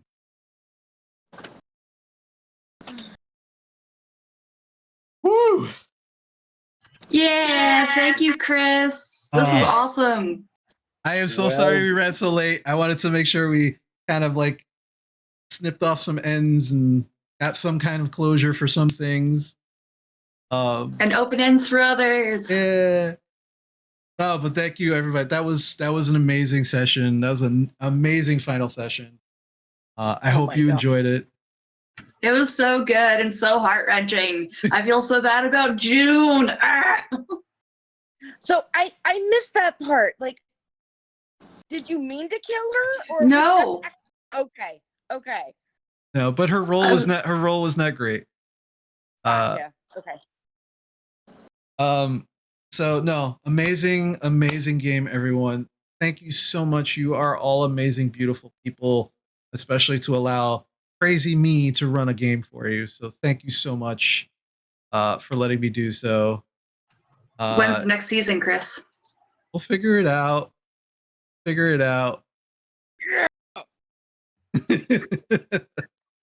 gotta have people clamoring for more, right? Can't just get instant gratification. What fun is that? But no, thank you so much for creating these amazing characters and allowing me to kind of guide you all through your crazy, monstrous teenage lives. That was great. So, Damn. Thank you. yeah. So, I now need to build sunglasses into my character. well, you know, until you actually hurt someone that you're close to. You know. And I'm totally excited for Amber's 18th birthday party. Yeah, that should be something. Yeah. This town only survived, one horrible catastrophe. What could go wrong here? Holy crap. I mean, goddamn. This was like, man, it's like I don't know what to say. Like, goddamn. Like, it was just. Well, here's what we're gonna do. Roller coaster. Yeah, so here's what we're gonna do, everybody. We're gonna finish up the stream. Thank you for anybody who's still with us. Yeah, I know we ran late, but again, this was our final session. Wanted to kind of close it off. Want to thank you everybody for supporting what we're doing, for watching us, the amazing raids. Thank you, Aspiring Adventurers, for rating us with 13 viewers. Unconventional Heroes, thank you for the raid as well. Thank you everybody. We love you all very much. Thank you for supporting the crazy games that we do. And thank you again to my wonderful players. Like, this was so much fun. Thank you everybody. This is not going to be the end of our Monsterhearts game, but this is the end of this particular arc, and we will see what possibly happens. But stay tuned, because we will shortly be announcing our wrap-up session, where players, you will get to digest everything that happened, and then come back here and we will just shoot the shit, and you will ask me questions and I will answer what I can. And that way you get a sense of closure of what happened with certain things and with certain characters. But we'll be doing that sooner rather than later. But make sure that you're following us. Make sure that you're following us not just here on Twitch, but on Twitter and on Facebook, so we can, when we update when our wrap up session is, you will have those dates. And as we close out again, thank you everybody for supporting us. Please remember to be kind to each other, kind to yourself. Let's continue to support each other, and we will see you. Don't make deals with fairy queens. Yeah. Don't make deals with fairy queens. Like giving up your firstborn child. Whatever. That's future Tiffany's problem. Or your full entire name. And Nothing bad can happen. The end. Take care, everybody.